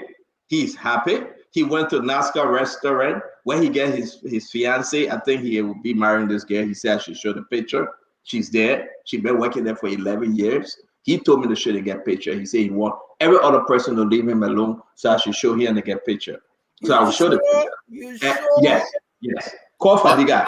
All Liberian man really said that. My man, call Fadiga now. They say my people say my line from beyond close. So call Fadiga. He sent me the picture. I mean, it's hard for me to lie on my friend, man. Seriously, I always tell you, go ask Joe where. So my thing is that the man said he's a diplomat. Let respect Fadiga. And anybody can call Fadiga on the show. I'm happy for him, and I believe you are, because he too deserves better. And again, he says, Stanton, I'm going to serve my country. My country deserves better. I will do everything I can by God's power to serve my country well. I was happy when I heard that. It's been a long time. He will soon be leaving Liberia. At least Ami Moda will be relieved that that room will be safe and Ami can make some money from that room.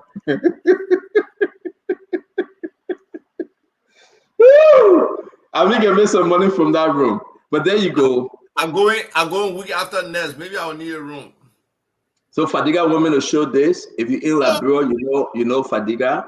He is telling me to put a picture up. He's proud. But Clenny, What you said that originally?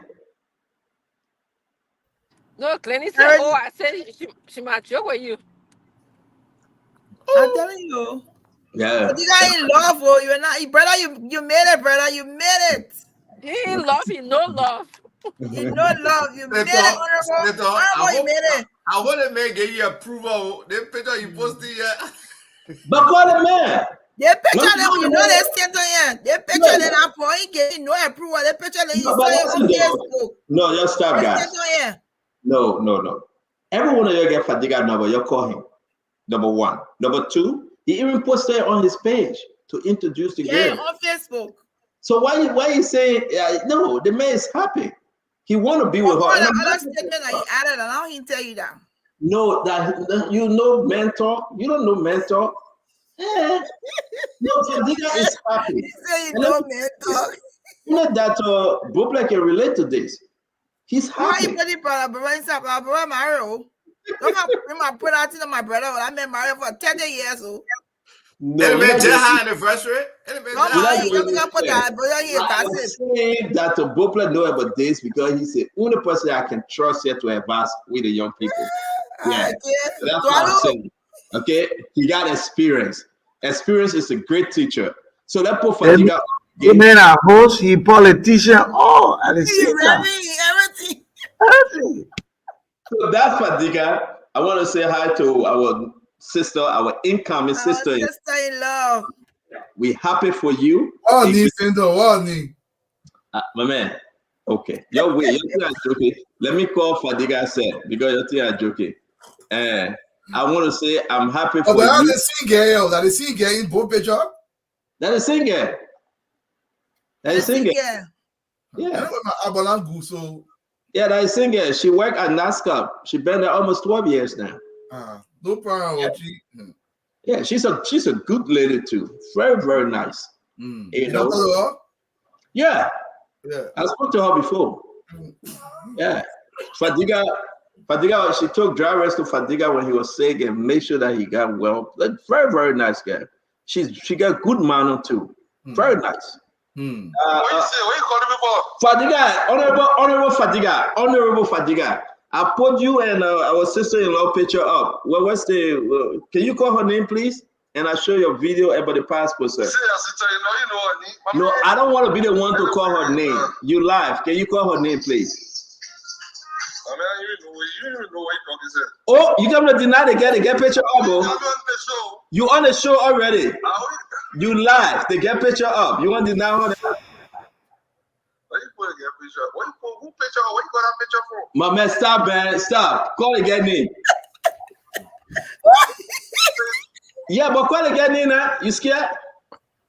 I mean, I'm a first cousin there. You even know. Hey! Hey! I'm a first cousin. Fadiga, you laugh, Fadiga, you laugh on Facebook. Don't disown the people don't to be your first cousin. Facebook one, Facebook, YouTube, all kind of people. He said for our last family. I told you this stand-up man, I ain't getting man approval. I told you. The man just look at the man texting me. I'm gonna even answer the text. That man calls me. Oh man, the guy is very nice. Yeah, that guy saying hi to you. Very welcoming. Very welcoming. Huh? It's nice. The man wants Fadiga to settle down.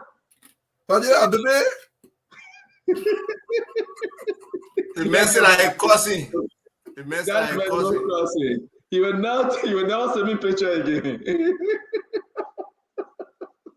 We hearing agree. The mess of me all the picture I put it up. Folks, we want to say thank you for joining Spoon tonight. I think we had a wonderful show today. Don't forget, tomorrow we'll be back again with very, very unique show. Listen, Liberia is all we have, guys. Don't get angry. I want to leave you with this video. Seriously, I want to leave you with this video. The removal of Electoral. And I want to take your mind back. what happened. It's a 5 minutes video. Take your time and watch it. And again, like they always say, I don't know on video too, we got no copyright. But let's play the video.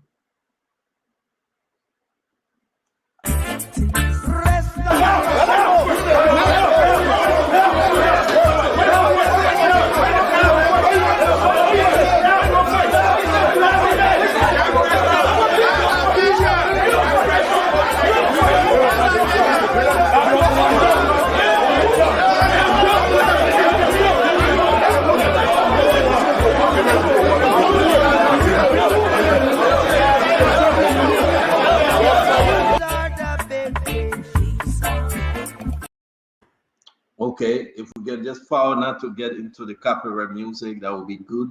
But I dropped this video in the chat room. It's very important for you to watch it. A lot of stuff, people are slapping each other, people were insulting, and the same scenario is about to happen again. On Tuesday, it will be a very, very rough day. Remember, Tuesday is the 4th. They will go for session. No, Tuesday is the 5th. They will go for session, and a lot of stuff will happen. Also, what will make it so interesting, that will be election day here in America.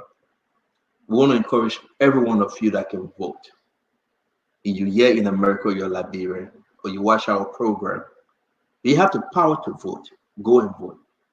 Whether you vote for Kamala Harris or you vote for Donald Trump, go and vote if you have the power to vote. It's only good for America, and it's even better for the world.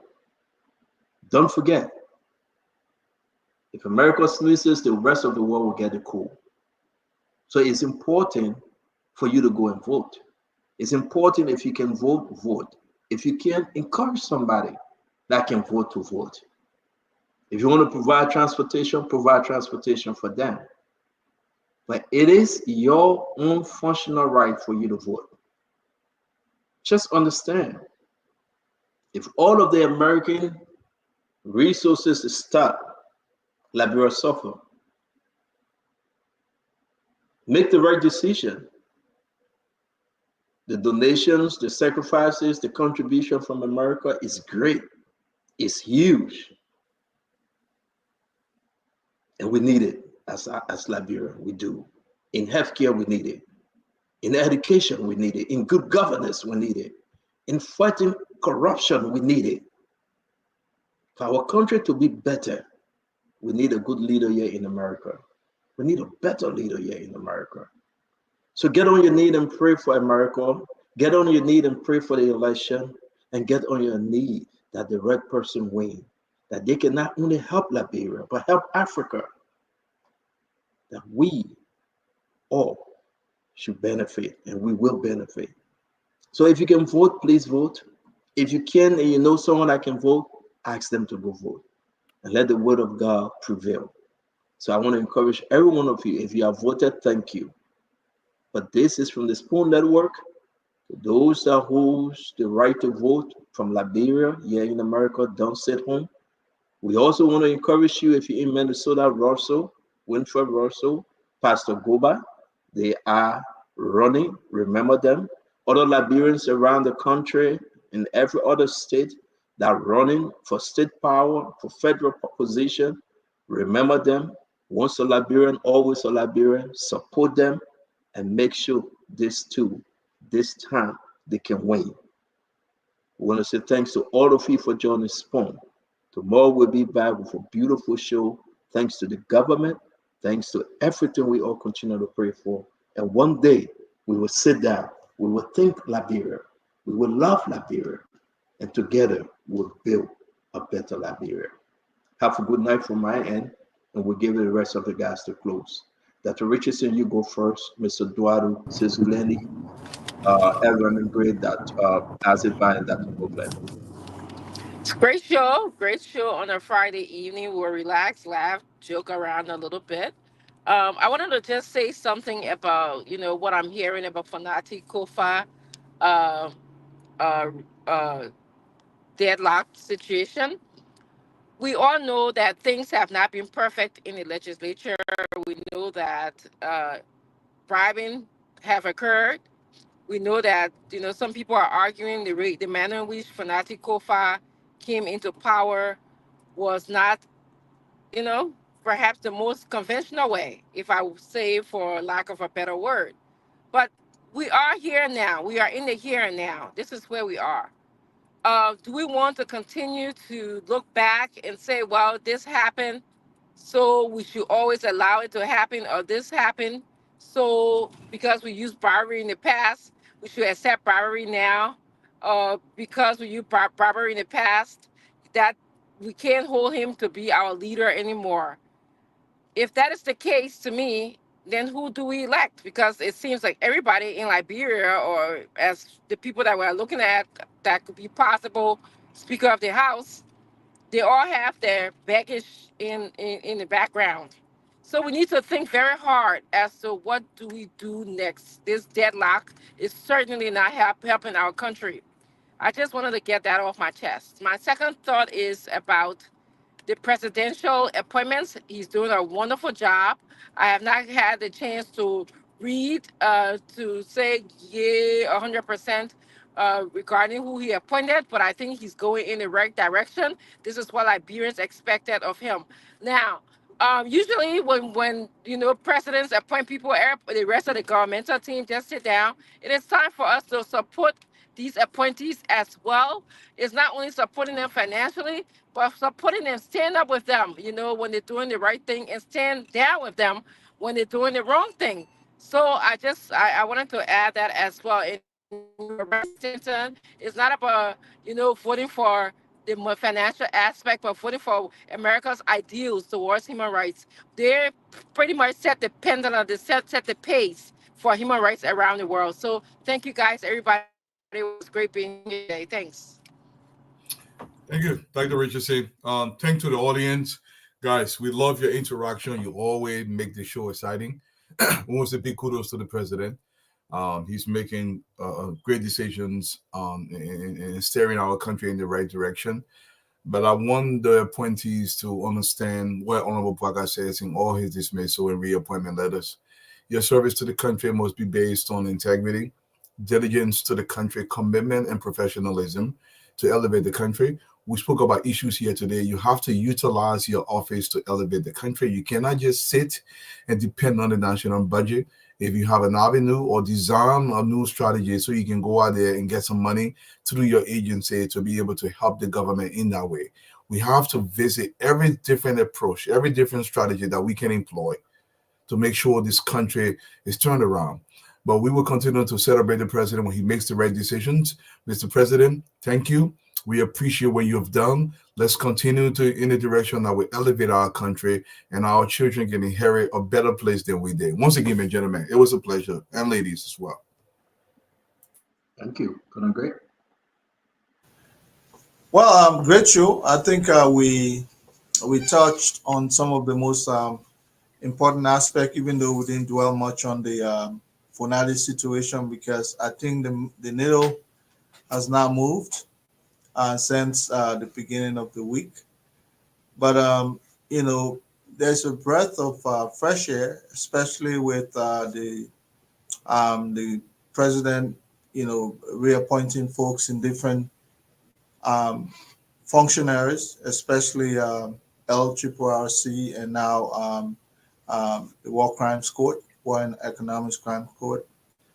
We hope these new individuals will bring, you know, the expertise and revive those sectors in the way the president desired them to go.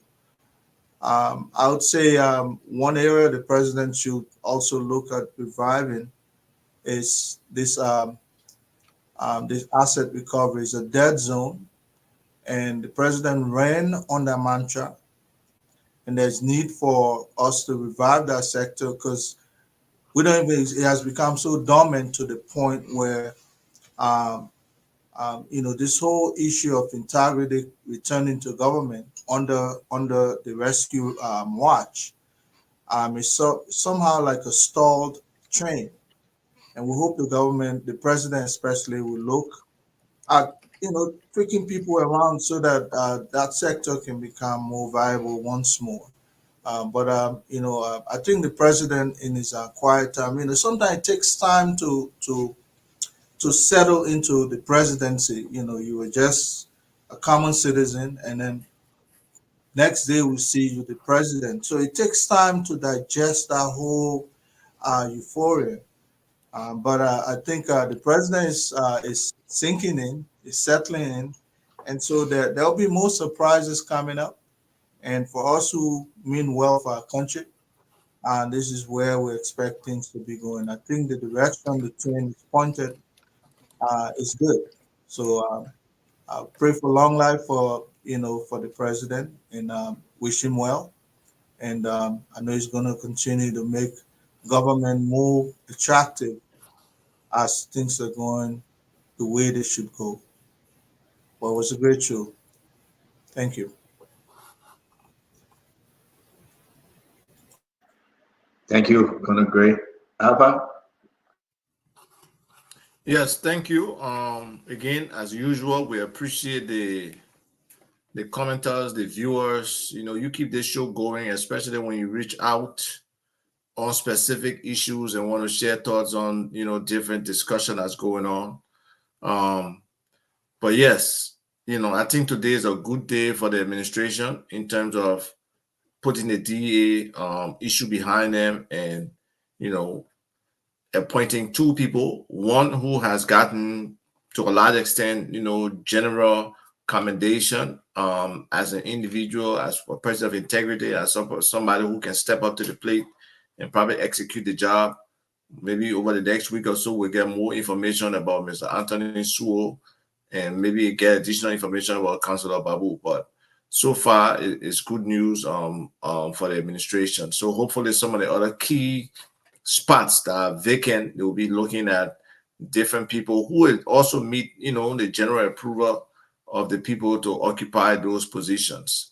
Today, I'm just saddened by, something I saw, or somebody actually sent me, about this young lady called Lavetta Manja Harmon, who had posted on her page maybe a day or two ago, and she said, nurse gave me drip that I'm allergic to. The reaction caused pain. For the first night, I lost movement. Now I still got pain and cannot walk straight. To be honest, TBH, I saw death, but took control. Unfortunately, I think a day later, she passed away. So it's just distressing when you see young people, sometimes young people with potential just dying when it would have been avoidable if they are probably understood her situation, her allergies, all those kind of questions that, people ask before they offer medication to people. So, I just pray for her family that they will be able to be resilient, they will be able to bear through this, and her friends, close friends, other relatives, they will be able to, work through this. I want to commend, our man Fadiga. People texting me in the girl name. I don't know if I should call her name or not.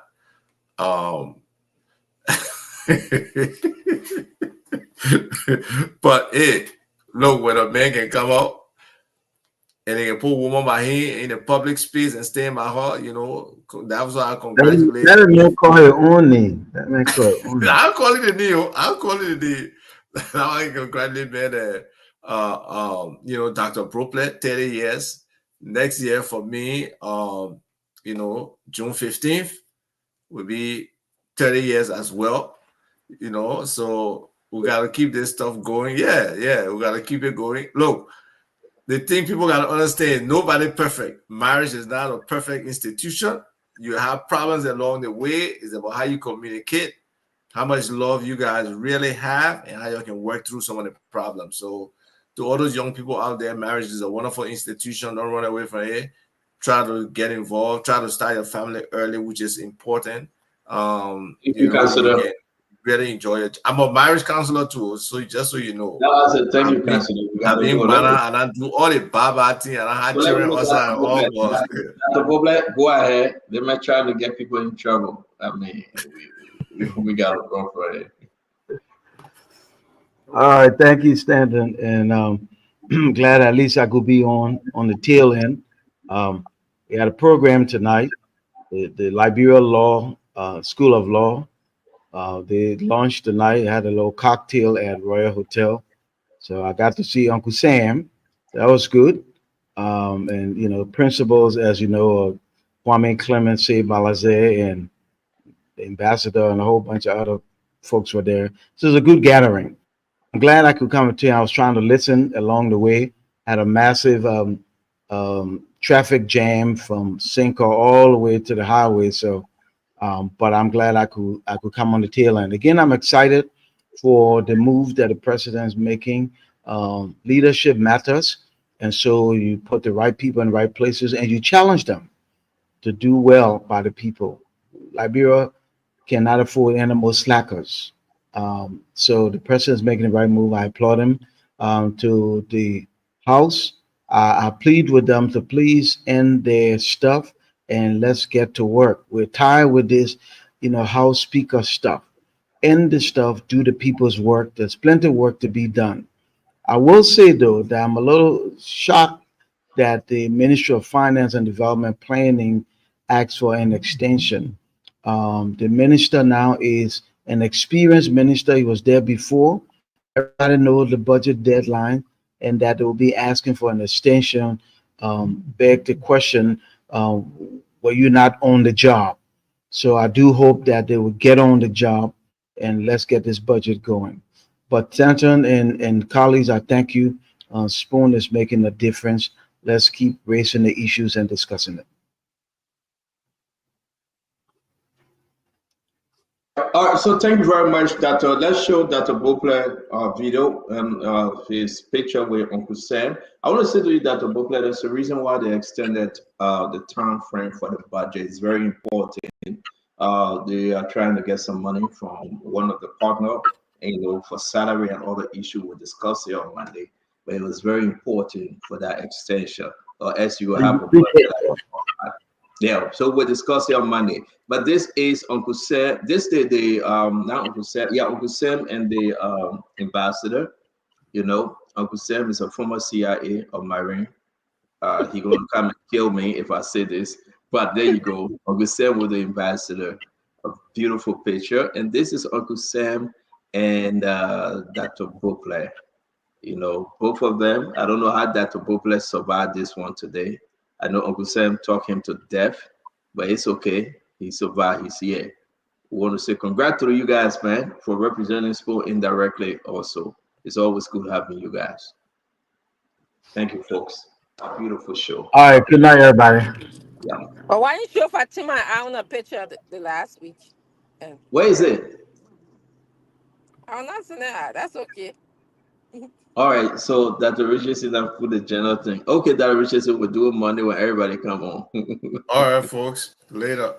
All right. It's good seeing you. O'Connor Gray, as always. Have a good night. Folks, you know, today is Friday, a beautiful weekend, and we have to, all good things must come to an end. So before we leave you, again, this music is not even something yet. Can you put it up? Can you play it one more time? Kobasi, his new hit is coming to town. But we got to play on Spoon Talk. You know, this is the biggest you on the radio, on Facebook. We want to play this thing. And I want you to dance because Liberia is getting better every day. Small, chat, back on the back, small. Let's listen. Kobasi is in the house.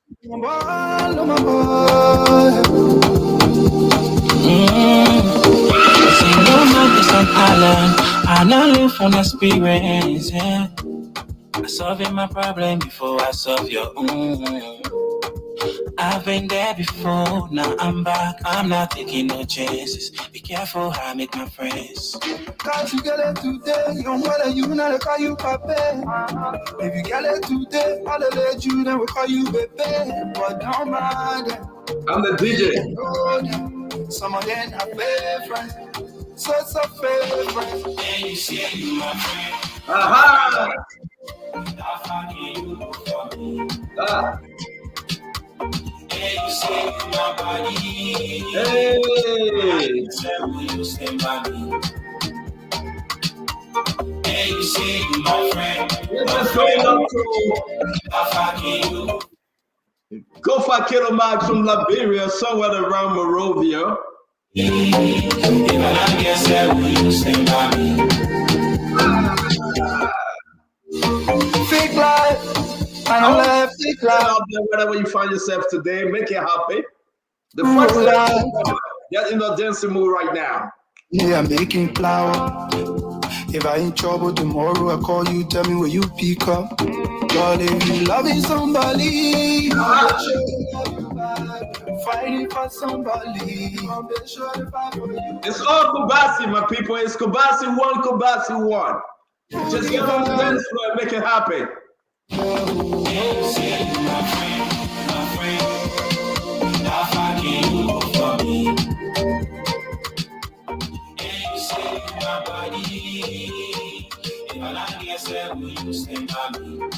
I mean, increase the volume now. You want me to increase the volume? Yeah, black.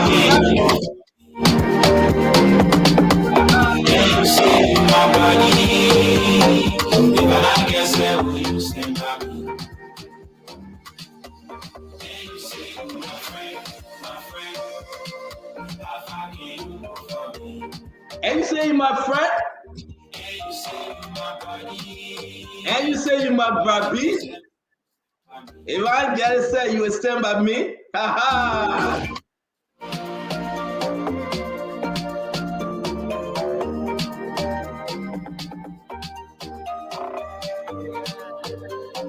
DJ wants some angle. And give us some volume, man. Give us some volume, please. We want to get on the dance floor. You replay? Yes, sir. Replay, angle, replay.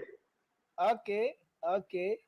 We're gonna send a shout out to all the people that joining us right now. We're just gonna play the music and send a shout out to you right now. Wherever you find yourself, how about Dennis is for you, Helena Flobo. Oh yeah, we said Fire Steven, send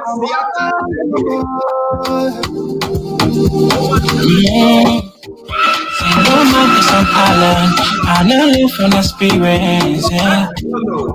Solving my problem before I solve your own.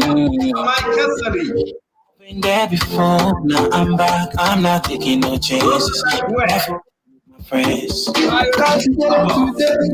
You know they call you Pape. If you get it today, I'll let you know we call you Pepe. But they don't matter. Me, I know them. Risk Kamara. Ernest Yoka. You say you my friend. You say you my friend. Fire Stevie. You say you my body. Ah, get you free, man. You stay by me. And you say you my friend. Now fucking you for me. Yeah. This one for you, yeah. If I guess that will you stay by me. Fake life, I love fake life. Fake life. I've been through a lot. I say you my best friend. Yeah, I'm taking it out.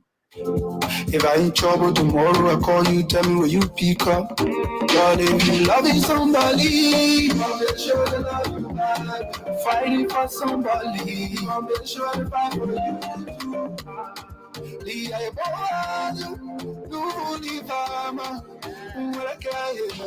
I mean, what's value for this head?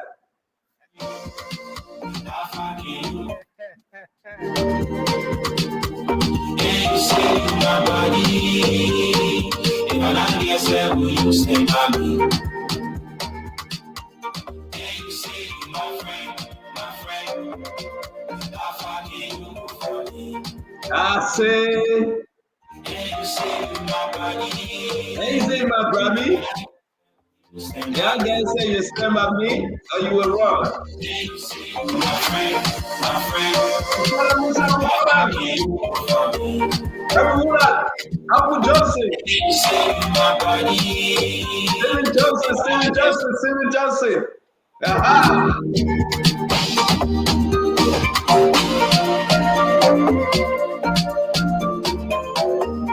All we can say, that's all we have for you today. Sit back, relax. We'll be back tomorrow. A beautiful show coming your way from the Spoon Studio. This is Spoon 101. Spoon 1 in the house. DJ Spoon is Spoon. And anyway you call it, what is it? Tina Bataman And everybody else have a good evening till we meet again. May God be with you. May God keep you. And may God save our state. Have a good night, Nelson. And to all of our folks, come back again tomorrow. Yeah. Well, again, folks, we want to say thank you for being here tonight. Delvin asking whether I can dance. Yeah, I can dance. I just didn't put on my dancing shoe tonight. That's why, I'm sitting in a chair and shaking, but I can dance too. I want to appreciate everyone tonight for being here. Thanks for joining us. Thanks to the many of you who always make up time to be here. That's the beauty of Spoon Talk. There's always something there's always the unexpected, something very exclusive for you here. I know a lot of you did not have the thought that there would have been something of such, where you can stress free a little bit, and the next time we playing this song, I will come with my dancing, of my whole dance attire, and I will be in a position to dance very well. But we appreciate you tonight. Siata Tengwe, thanks for being here, ma'am. Telvin P, Nathaniel K. Hill, David Cowboy, Leonard Johnson, Isaac Blaman, Yaya, Josiki Davis. We appreciate all of you for being here tonight. It's been a great edition of the program Spoon Talk. Spoon Talk will be back on the radio tomorrow, as you know. Tomorrow is Saturday, so we're going to have a great edition of the program. Better still, you can join us for the late night show coming up in about 30 minutes from now. We're going to have the late night show coming on. You can make up time to join us. Until then, have a good night. Thanks to all of our folks, our partner radio stations across the country for relaying the program. Thanks to Trust FM, Premier FM, Radio Yalaman, Gibi FM, Trend Radio, and a host of other radio stations across the country that have always been here relaying the program. Till we come your way again, have a good night and see you tomorrow on another edition of Spoon Talk. Better still, you can join us tonight, the late night show. One-on-one with the CEO comes up on Sunday. You can make up time, get ready for that. It's going to be a great edition of the program. Keep following Spoon because this is where we give you the news plus so much more. Bye-bye. Yeah, Tuto Spoon. You want to get the news all day, Tuto Spoon. Yeah, Rastafari. Kiddy Baba, Kiddy Baba.